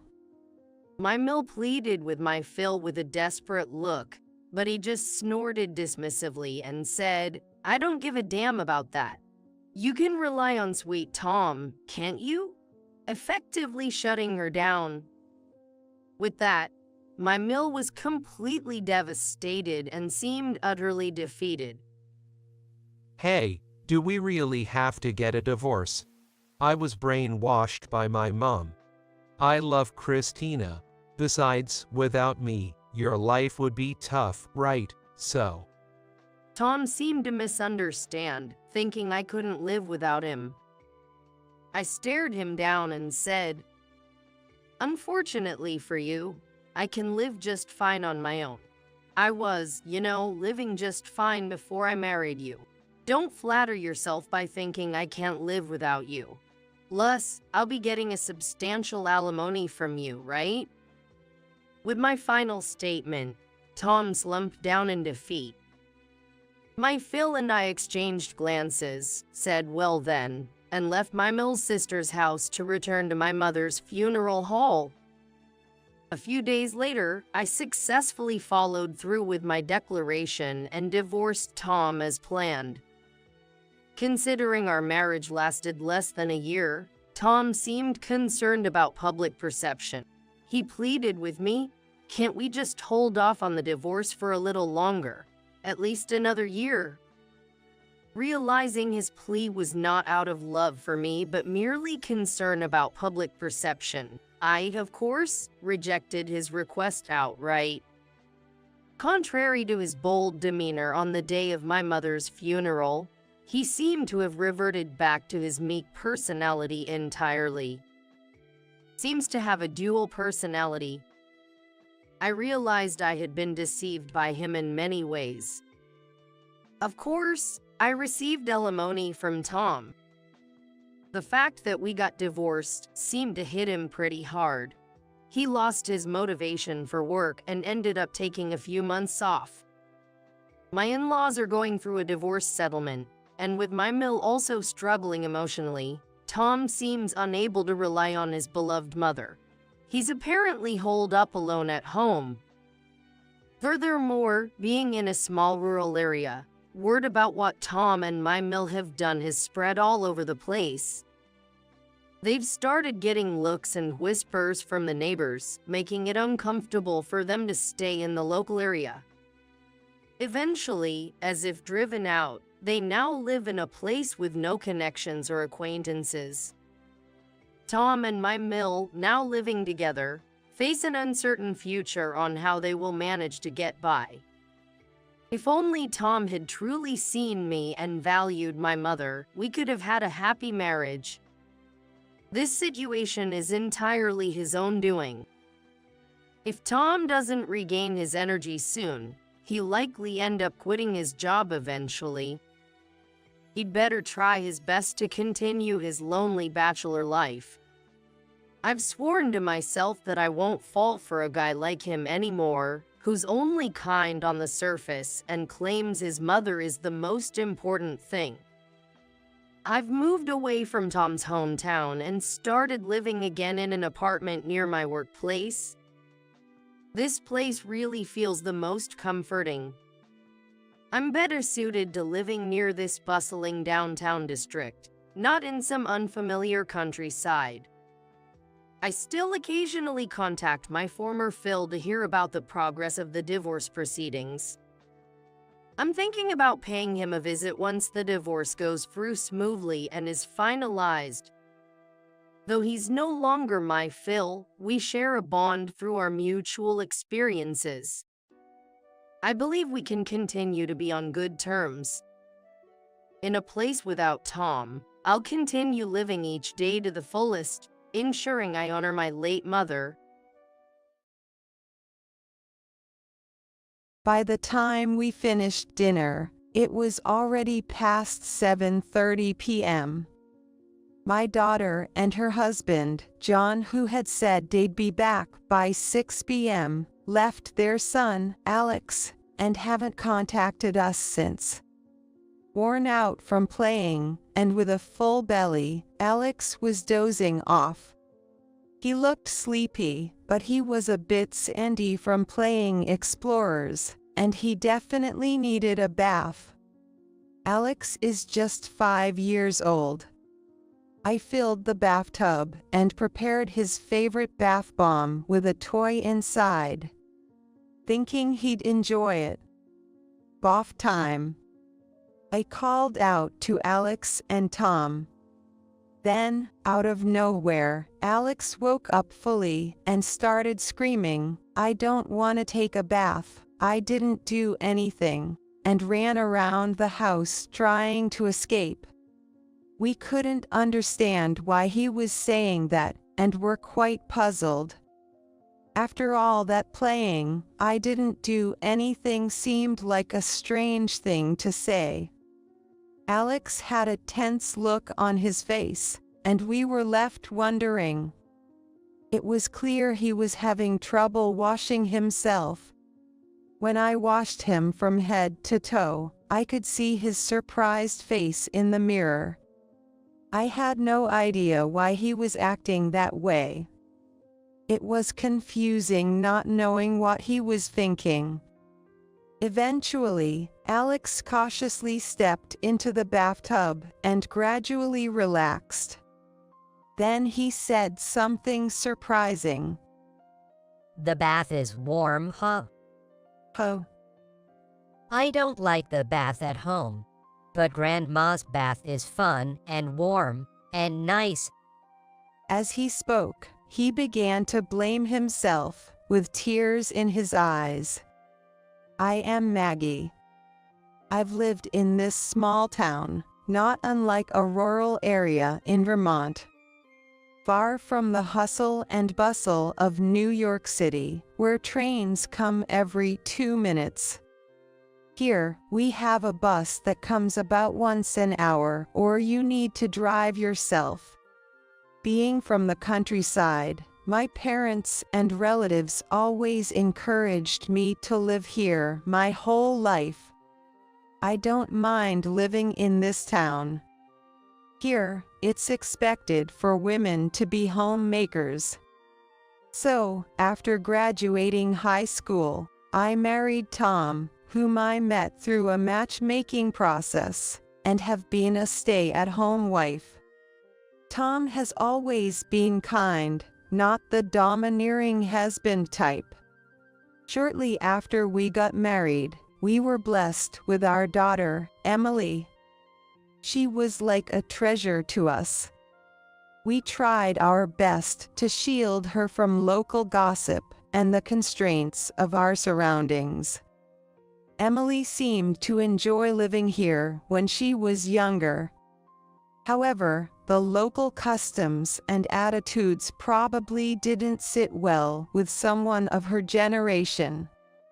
Relatives living here long-term often had harsh words. Emily gradually started spending less time at home, creating distance between us. I'll be studying at school today. I don't need dinner. Probably, her desire to leave this place motivated her. From the time she entered high school, she began to focus more on her studies, even before we could say anything. Unlike in the city, there aren't many tutoring centers or private tutors here. She spent her days attending school lessons and studying after school. She even quit the choir club. She loved to make more time for studying. Her efforts paid off, and she got into her first choice university in the city. She started living on her own in the city. Luckily, she had helped with household chores at home, so she didn't have any problems. She managed her university life by working part-time jobs and taking out student loans, insisting on not relying on us. We did send her money, but she insisted on not using our help. She would accept things we sent, but we never knew what happened to them.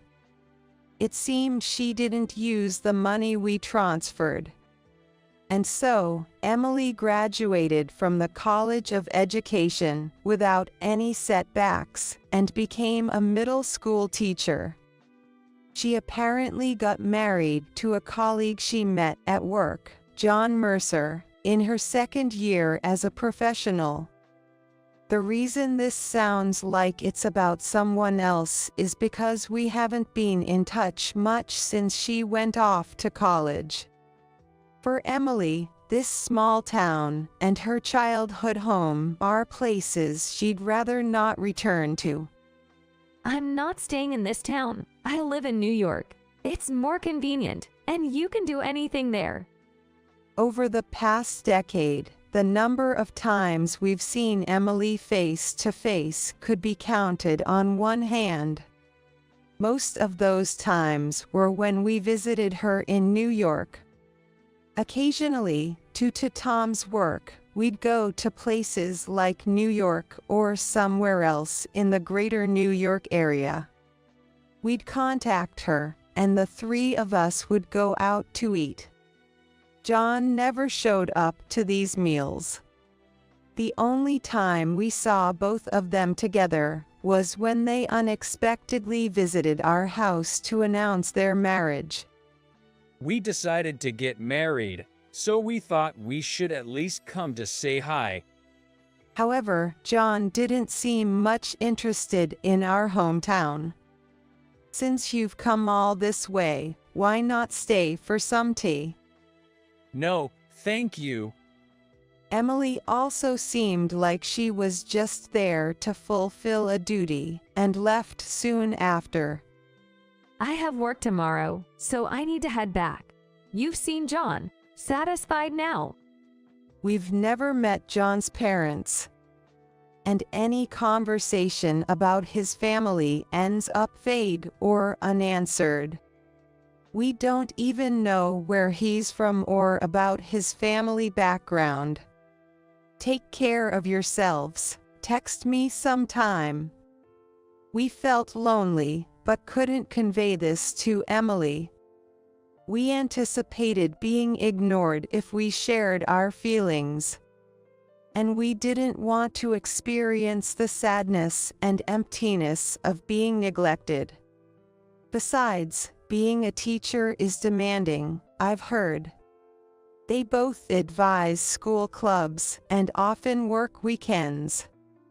Emily's place in the city is too far from our home. It's hard for her to visit us casually, which likely makes it easier to drift apart. Emily has changed in ways we don't know. Still, somewhere deep down, we hope to start over as a family again.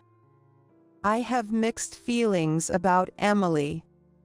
3 years into her marriage, they had a son.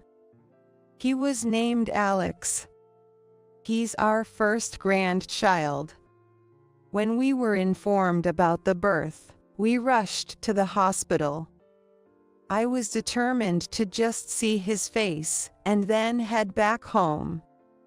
Right after giving birth, she must have been mentally and physically exhausted. Plus, wanting to enjoy some quiet family time is understandable. It was winter, and with sickness going around, we didn't want to risk bringing anything into the hospital. Congratulations on the birth. Remember, we're here if you need us. Drop by our house when you can. We wanted to stay longer but didn't overstay our welcome. However, even after Alex turned 1, Emily and her family rarely visited us. Our desire to see Emily and Alex only grew stronger after his birth. We kept calling, spacing out the calls. Not wanting to be too pushy, but longing to see them. If it's too hard for you to come here, we can come to you. If it's better not at home, how about going somewhere else, like the zoo or a park? I'm busy with club activities and grading tests. Then, how about we take care of Alex? We really wish we could give you a break. It's the thought that counts. I'm too busy to take him out. If you can take him to the zoo or a park, that would be great. Thank you. After that, we started looking after Alex about every 6 months. Emily would hand him over to us at the nearest train station to their home in the morning.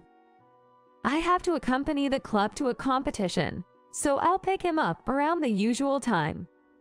We'd then take Alex to places he wanted to go, like the aquarium or amusement parks. Some days were spent just watching the trains go by.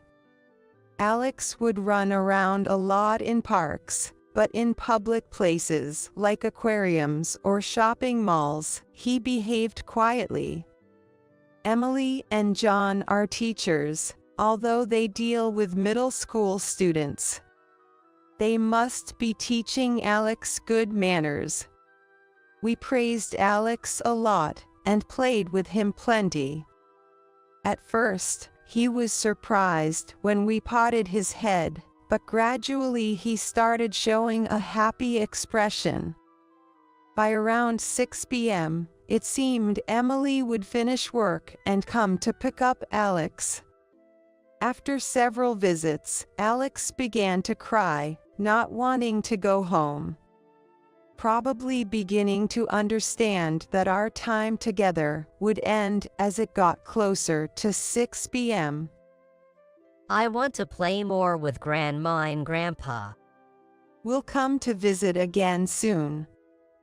You have kindergarten tomorrow, so we need to head back. It was hard for us to let him go, watching his back as he left. As he grows, he seems to want to play more. We'd like to increase the frequency of our visits, but we have to consider Emily's schedule. Since they don't stay overnight, our time together is always short.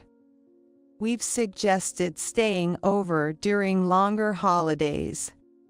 However, it hasn't happened yet, as Emily prefers they all sleep together at night.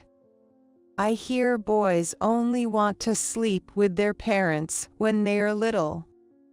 There are things I don't understand, having only raised a daughter. Emily often says she wants to cherish every moment. We can't disregard a mother's feelings. So we just let them know they're welcome anytime, and wait for Emily to reach out. When Alex was about 5 years old, we received a rare call from Emily. Work has settled down this year. Can we visit you during the Christmas holidays? We don't mind at all. You're always welcome. It's been about 8 years since Emily last visited home, aside from when she announced her marriage. Maybe Alex has grown enough to be less of a handful compared to his infancy. After receiving the call, we were thrilled at the prospect of the family being together again. I've always made appetizers and pies, but this year, with more people coming, I'm putting in even more effort. Emily used to love chestnut tarts, so I'll prepare extra. We also made fried chicken because Alex loves it. Tom polished up the house in anticipation of our grandson's first overnight stay. Marking the calendar, counting down the days, I couldn't help but smile at his eagerness. Tom isn't much of a talker, but his excitement was clear through his expressions and actions. That much shows how much I'm looking forward to Emily and her family coming home. Finally, the day arrived. They reached our nearest station, so we went to pick them up. This area is inconvenient without a car, but it's too far to drive directly from the city. They are making the effort to stay over. So we want to be as hospitable as possible. Welcome back. Come on, get in. Thank you for picking us up. Emily and her family were greeted with our beaming smiles as we got them into the car. We thought they'd want to relax at home for the first few days. But our assumptions were quickly proven wrong. It's been a while since I've been here, but nothing seems to have changed. With the aging population and little chance for development, can we go to our house directly? We have plans with friends. Just take Alex back with you. Can you stop here? We'll get off. And just like that, leaving Alex in the car, Emily and John got out halfway. We'll be back by 6 p.m. Please take care of Alex. Be good, okay. Alex silently watched them leave. Though he didn't say it, I could feel his loneliness. Alex, let's play with Grandpa. It's your first time here, so how about we start with an exploration game? We have fried chicken and pudding too. Seeing Alex's lonely expression made us feel sorry for him. We wanted to entertain him as much as possible, so Tom and I worked together to do everything we could. After playing with Tom and eating the snacks I made, Alex showed us his smile. Seeing our grandson's smiling face was a happy time for us too. Even though it was past the 6 p.m. that Emily said they'd be back, they hadn't returned. Not only that, but no matter how much we called their cell, we got no response.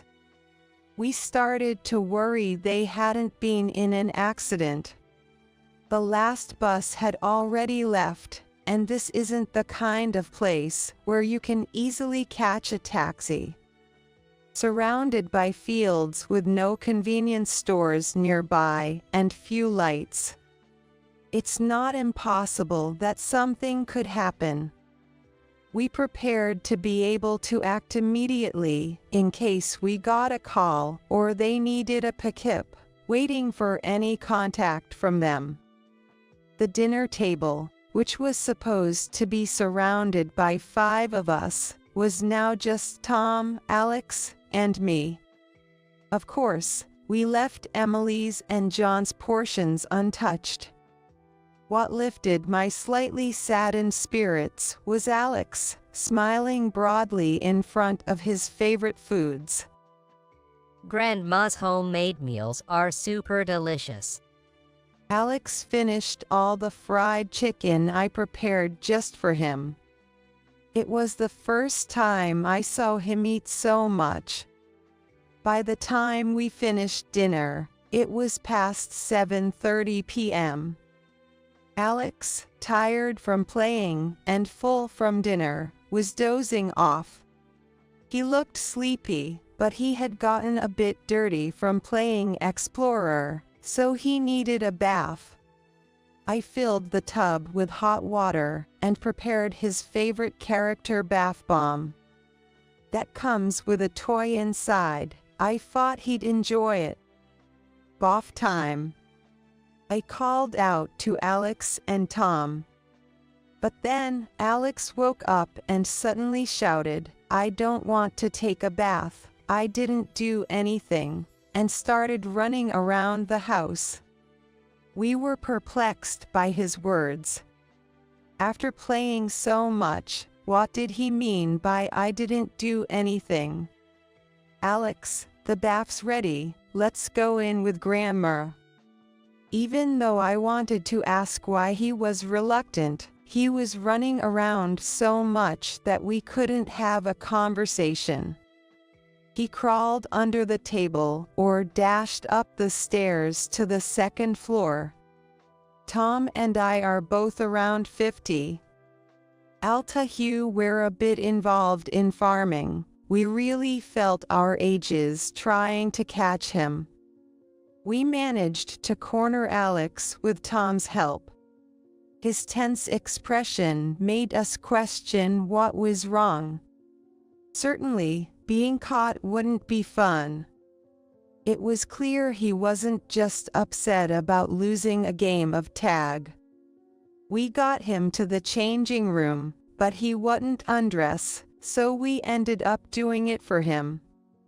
It seemed difficult for him to wash himself, so I washed him from head to toe. He looked surprised in the mirror as I did so. I had no idea why he was acting this way, making me feel even more confused. Alex slowly softened his expression as he soaked in the tub, then said something surprising. "The bath is warm, huh?" His words and behavior up until then made me suspect something had happened. His running away at the mention of a bath must be related. While I was wondering how to respond, Alex began to speak. "Garant baths where you get cold water poured on you." I wondered why I had to take off my clothes. "No, it's a place to clean and warm up your body. Why did you think cold water would be poured on you?" "Mom and Dad say I'm a bad boy. They always take me to the bath for punishment." Alex didn't blame Emily or John in his words. While nearly in tears, he blamed himself. "I don't like the bath at home, but Grandma's bath is fun and warm, and I like it." Alex, who had looked like he might cry, was now smiling in the tub. I hugged him tightly, wanting to protect this smile that must have been hurt in ways we didn't know about, forever. After persuading Alex, who wanted to stay in the bath forever, to get out before he got too overheated, it pained me to see his hair, realizing he likely hadn't been to a salon in a while. Yet, I couldn't help but think there was truth in the business of their jobs. I took him to a freshly dried, fluffy bed, where he fell asleep quickly from exhaustion. I decided to make the next day fun for him too, as I watched his peaceful sleeping face. After making sure Alex had fallen asleep, I discussed what happened in the bath with Tom. I see.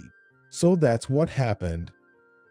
Tom said, with a troubled look on his face. It seems that's why he was crying so much whenever we were about to leave. I also shared something I noticed in the bath. Look at this. I quietly pointed out the numerous bruises on Alex's body.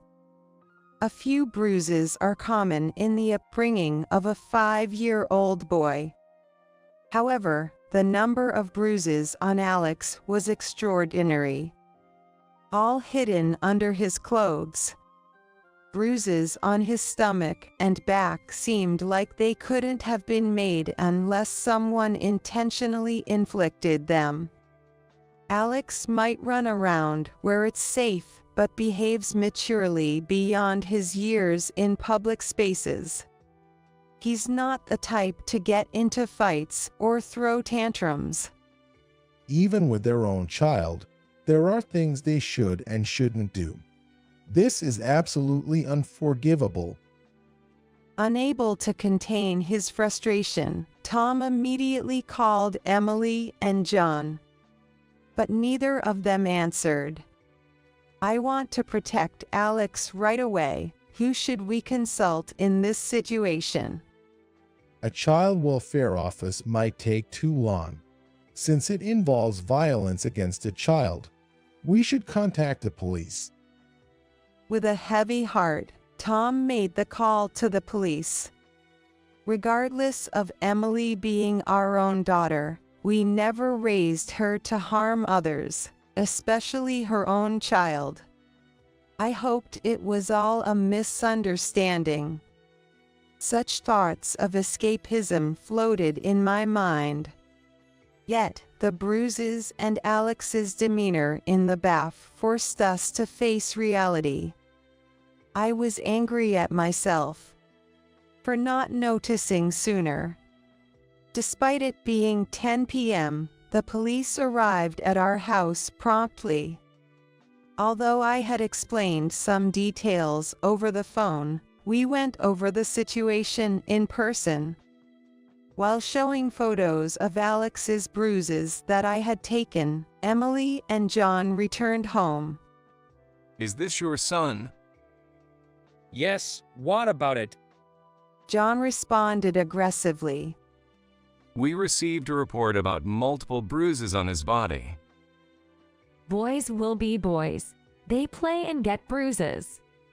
It's hard to believe these bruises came from normal play, especially in these locations.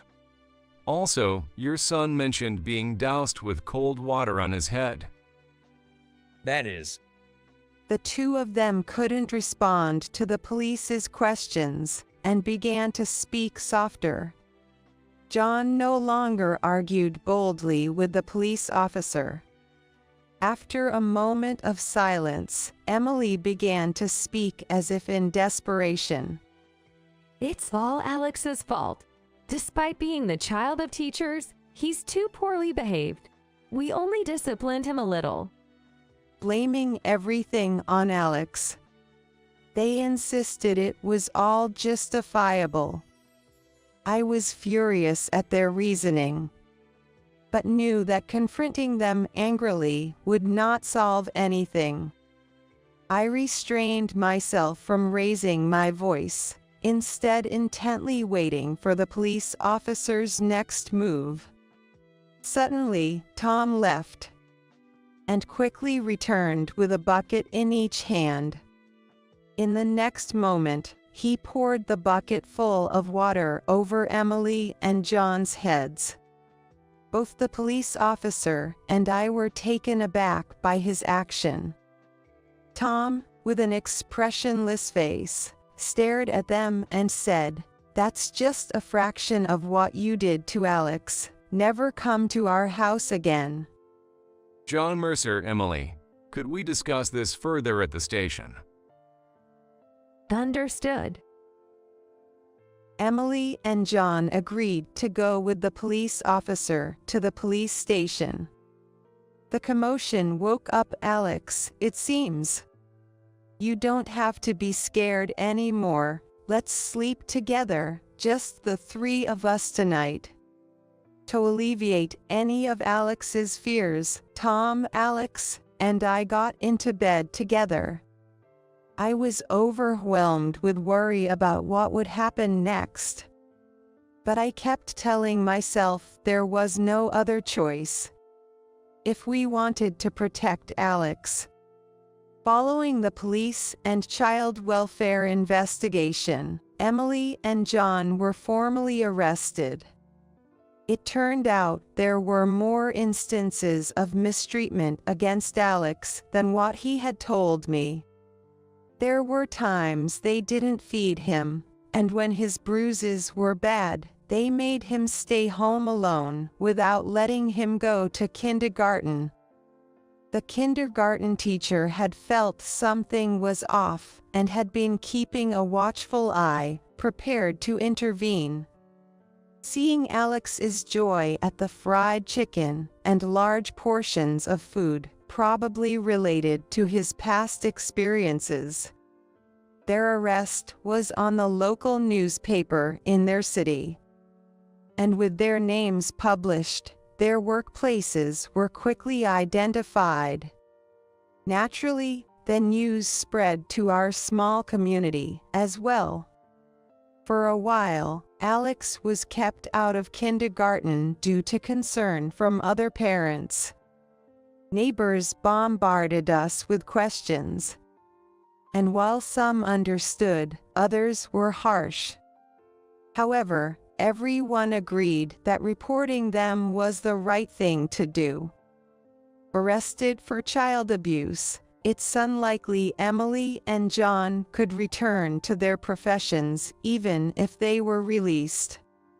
Tom's act of pouring water in front of the police officer was settled with just a warning. Meanwhile, Alex came to live with us. Next year, he'll be starting elementary school, which only has one class per grade level and a small number of students. And the news of his parents' arrest has spread. Rumors can be deadly in a small town like ours. We set up a new home not too far from Emily and John's, as we couldn't leave the family farm behind. And Alex didn't want to part from his kindergarten friends. Living between two homes started a new chapter for us. At first, Alex was frightened by the shadow of his parents. Am I a bad kid for doing this? No way, Alex. You're a good kid. The negative words his parents had used haunted him like a curse. We did everything we could to make him feel secure and loved, erasing those scars bit by bit. Fortunately, he was able to enroll in the nearby elementary school, and even made new friends. I feel like we are slowly easing his worries. Years have passed since then, and Alex seems to be thriving. He attends school daily unless he's sick, and sometimes plays with friends after school. On weekends and holidays, he helps with farm work or household chores, and has even started a new hobby.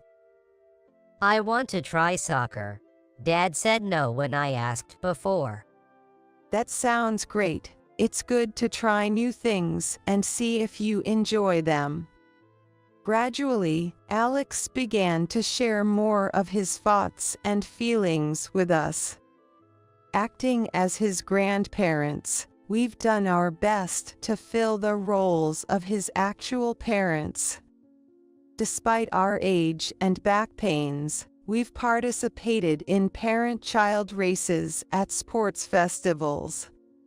And we felt honored when Alex wrote about us in his People I Admire essay for school. The person I admire the most is my grandparents. They always think about what's best for me and teach me right from wrong. We're committed to protecting Alex's smile for as long as we can.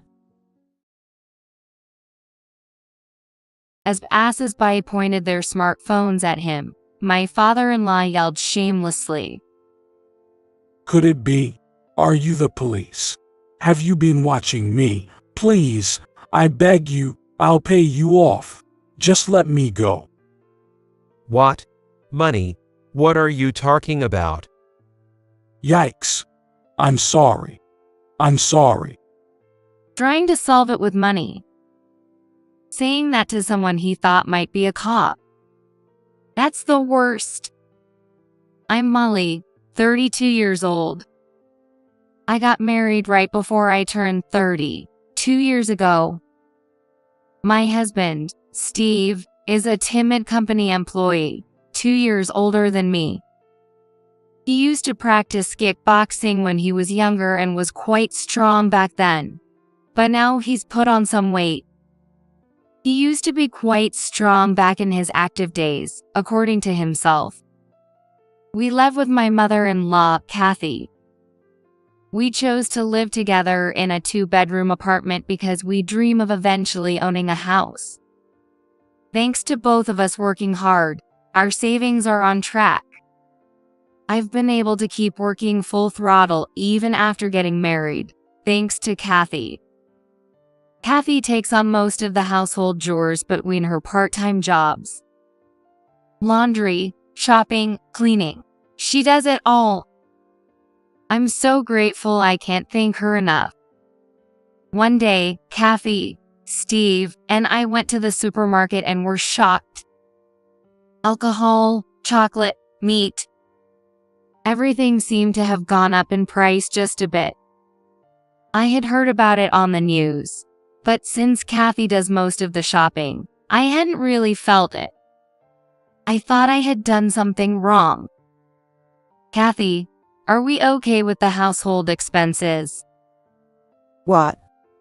Kathy and Steve looked puzzled at my question.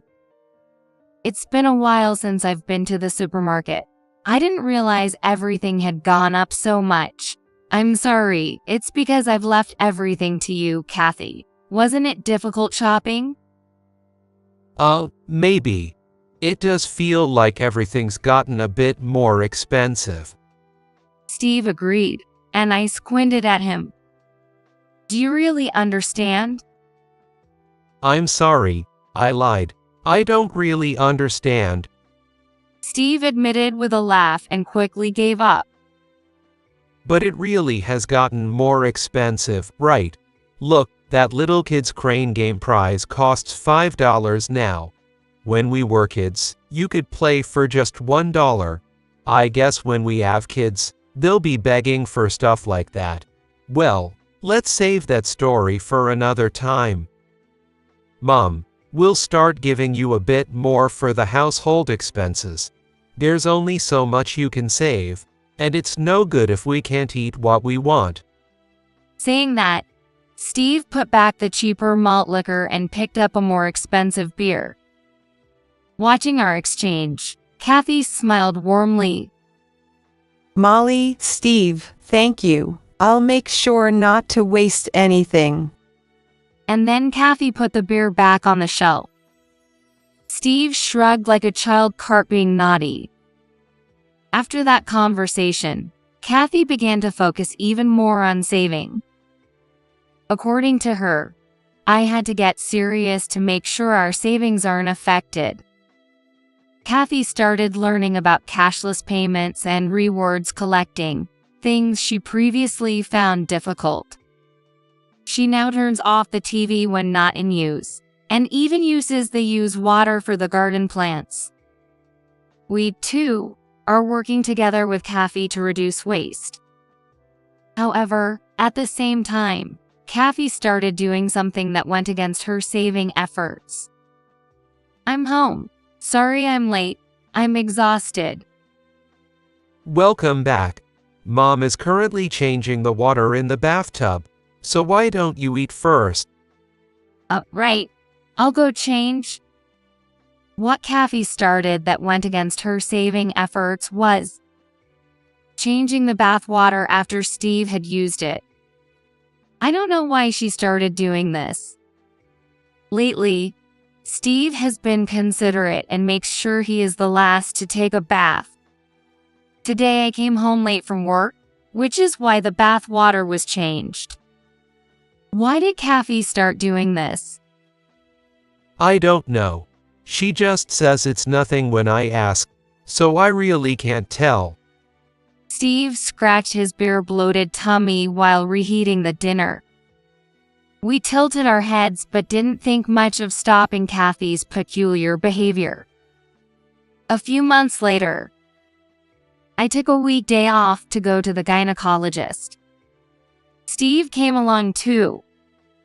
After the examination, Steve and I sat anxiously. The doctor casually announced, "You're pregnant." "Really?" "Yes. This round spot here is the sac containing the baby." A long-awaited baby. I'm so happy. Extremely happy. The doctor explained various things, but my mind was too filled with joy to properly remember everything.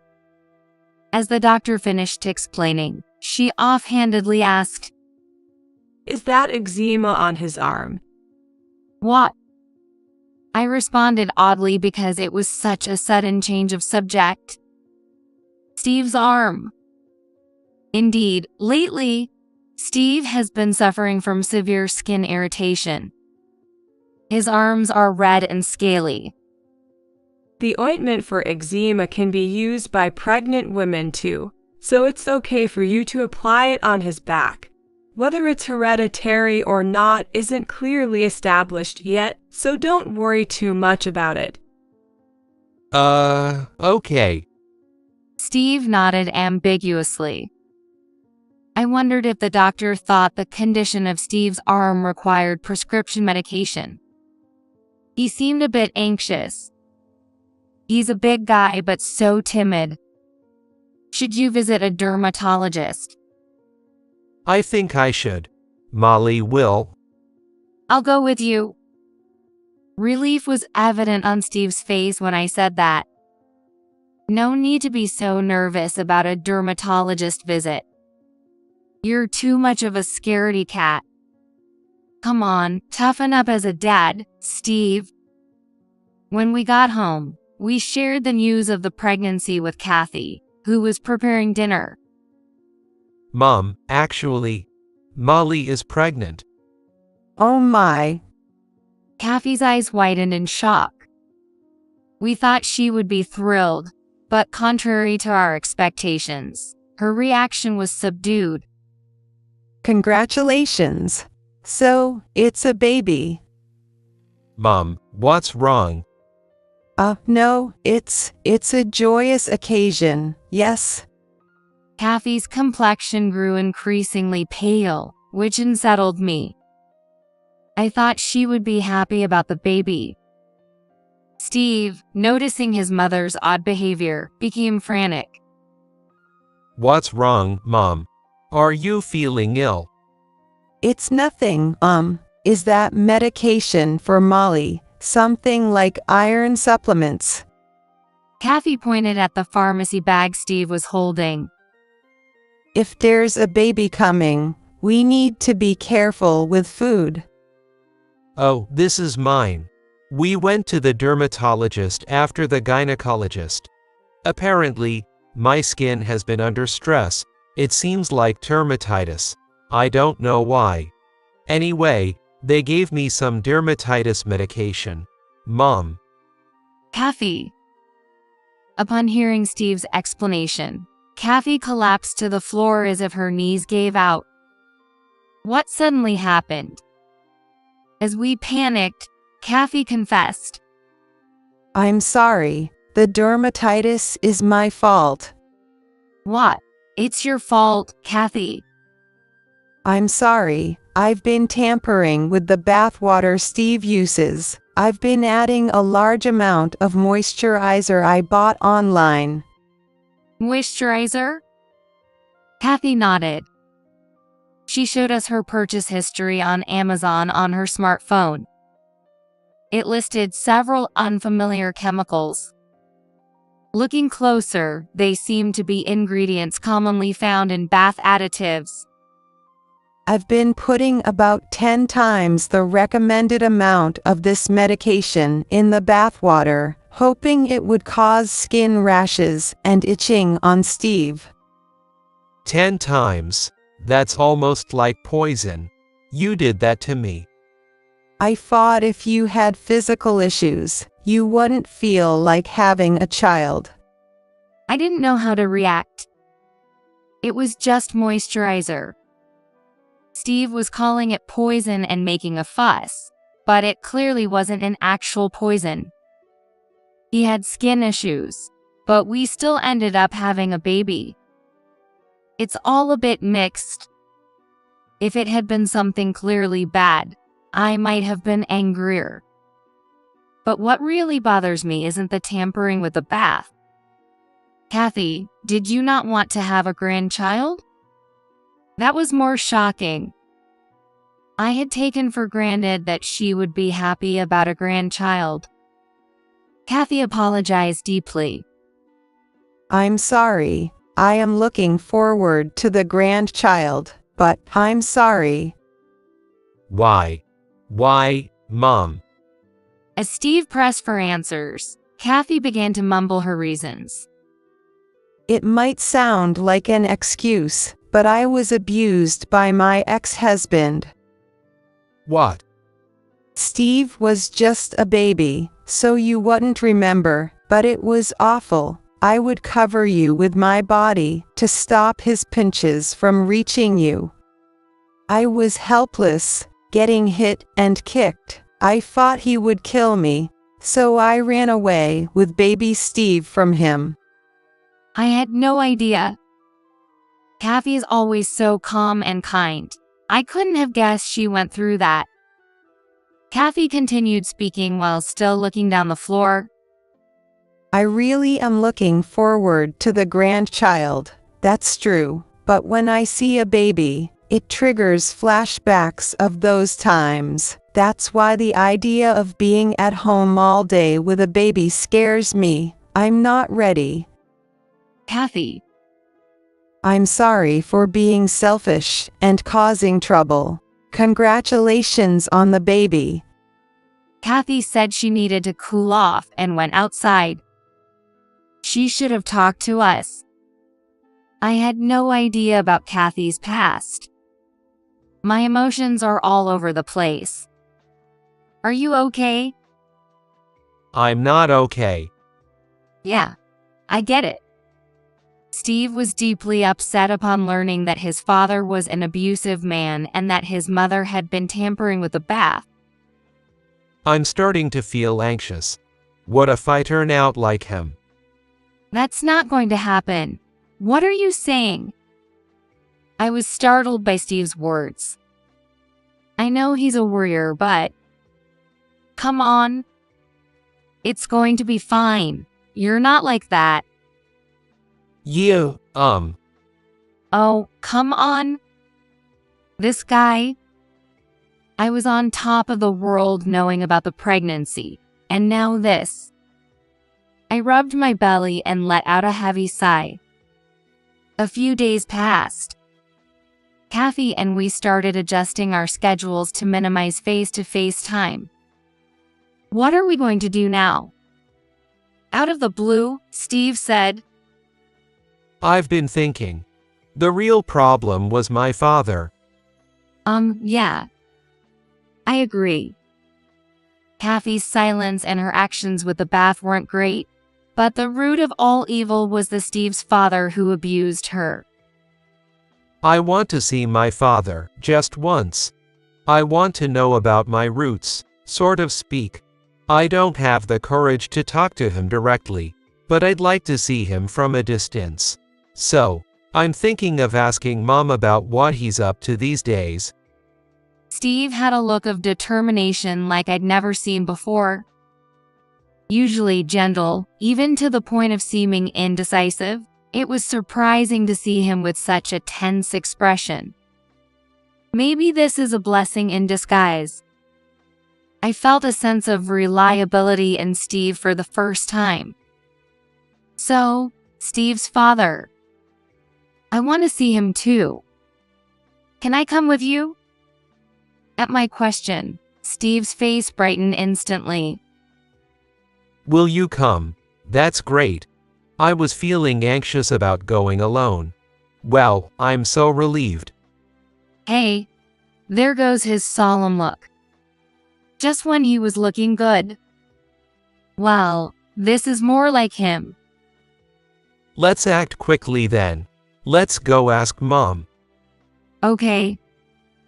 Before Steve could hesitate, we knocked on Kathy's door. It was that weekend. We had come to the apartment complex where Steve's parents had lived when they were newlyweds. Kathy and her ex-husband had been estranged for nearly 30 years. If he had moved, we would have no idea where to find him. It couldn't be helped. Deciding to give up if he had moved, we visited the apartment complex, half hoping he would be there, and half hoping he wouldn't. We silently searched him there. While checking the mailboxes of the 5th building, I made a discovery. Oh, hey, isn't this it? Among the rows of mailboxes, I found the name Kathy had mentioned. In the slot for the nameplate, a yellowed paper read Thomas Hanks. My father. He's here. Seems like it. Steve stared blankly at the mailbox. Then he slowly looked up at the building. Probably that room on the 3rd floor. The lights are on. He might be in. Should we ring the intercom? No, no, no, no. Steve shook his head vigorously. I don't have the courage for that. You don't have to say it so proudly. Realizing it was impossible to face him directly, Steve shouted, so we sat down in the shade of the bicycle parking area. We spent the time discussing whether we should press the intercom, hoping maybe he would peek out the window. About an hour after we sat down, the window of the room where Thomas was living closed. Wait, is that Thomas coming out? What? What should we do? As we strained our ears, we heard the sound of footsteps descending the stairs. Clink, clink, clink. We watched the entrance anxiously. Then, he appeared. A tall, thin, dark-skinned man. I knew it at first glance. That man was Steve's father. Their faces were so alike. If Steve were to lose weight and age, he would probably look just like that. Thomas walked off, wearing a red cap and a displeased expression, heading towards the station. There he goes. That man. Steve quietly stood up and began to discreetly follow the man he believed to be his father. I quickly caught up to Steve. Keeping a safe distance, we followed the man. As we were about to reach the station, the man suddenly picked up his pace. Did he realize he was being followed? Startled, we were about to be shocked even more. Incredibly, Thomas briskly walked into a young woman coming from the opposite direction. What? The woman was knocked down by the impact. Thomas didn't even glance at her and continued on his way. Hey. What is he doing? Are you okay? Yes. We rushed to the woman who had been pushed. She removed her earphones and nodded to us. That man is known around here as the bumping man. I wasn't paying attention. The bumping man. Since Steve seemed confused, I explained. He's someone who intentionally bumps into people at trains and stations, like an assailant. What is that? I don't know much either, but such people exist in the world. Fortunately, the woman wasn't injured. We watched her go. Steve muttered as he watched Thomas walk away with a stern expression. That's terrible. Yeah. Steve slumped his shoulders in disappointment. Thomas had redirected his aggression from Kathy to complete strangers. Maybe we shouldn't have come to see him, Steve's father. Steve was so shocked that he sat down on a station bench and couldn't move. The day was almost over, but I couldn't bring myself to suggest going home. I'll go get some drinks. Steve just nodded silently. How could I cheer up Steve? I bought coffee at the station stand and walked slowly back towards Steve, feeling at a loss. Saying cheer up wouldn't help, and telling him don't worry wouldn't either. What should I do? As I was pondering, Steve was walking towards me. His expression was stern, but he seemed to have regained some will to move. I quickened my pace. Here's the coffee, huh? Steve walked right past me. Why? Just as I wondered this, You! I heard a scream from behind me. Startled, I turned around to find Steve standing over a man who was on the ground. A red cap lay nearby. It was Thomas. I stared blankly at the two of them. You were just about to bump into him, weren't you? What? No, I didn't. But if I hadn't stepped in, you would have pushed him over. Thomas was stammering, clearly lying, and his eyes darted around. Up close, the resemblance between him and Steve was undeniable. Though Thomas probably had no idea that the man who thwarted him was his own son. Steve, with his experience in kickboxing, had no trouble handling a lanky man. Don't lie. You suddenly changed your direction and started walking fast towards him. It was a really unnatural movement. I sue everything. No, that's not. You're mistaken. Huh? Yeah. I mean, You also bumped into a woman with their phones earlier today. What? He's overreacting. After acting like a hit-and-run thug, this is his reaction when caught. It's pathetic how jittery he is. Some passers-by are pointing their smartphone cameras at us. Wait, you might be the police. You were watching me, weren't you? Please, I'll pay you. Just let me go. What? Money? What are you talking about? Yikes. Sorry. Trying to solve this with money. Saying that to someone he thought was police? This man is definitely Steve's father, but I feel absolutely no desire to be kind to him. Steve said with a lifted eye. I'm not the police. I don't want your money. I don't know what you're thinking, but it's disgraceful. Stop doing things like this. Bumping into people and running away is cowardly. Don't ever do it again. Got it? Yes. Do you really understand? Yeah. Yes. I won't do it again. I wonder if that's true. But he seems like a coward, so maybe he won't after being yelled at like this. And it's all caught on video by passers-by. After a brief moment, Steve silently turned around. Let's go home. Yeah. Steve was slightly teary-eyed. Later, a video taken by someone ended up on the news. It was featured in the viewer submission segment as the Bumping Man video. Our faces were blurred, but it was definitely us. Afterwards, reporters staked out the station and interviewed Thomas, who blurted out his past misdeeds during the flustered interview. He talked about how he had been violent towards his wife and committed shoplifting. Due to that, he briefly became infamous. Obviously, not in a good way. Now famous locally, he will probably have to live a diminished life, wary of the public eye.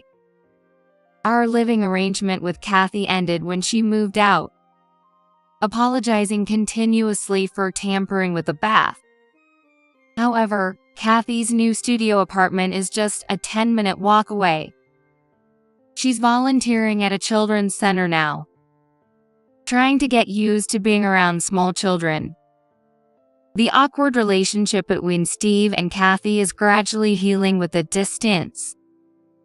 Maybe someday, if Kathy overcomes her trauma, we could live together again. Next time, instead of renting, maybe we could even buy our dream house. The baby in my belly is growing well. It's a boy. I just worry he might end up timid like his father. But remember, your dad can really step up when needed. He's a reliable man who can protect his family. I'll love and protect you thoroughly too. So, come into the world without worry.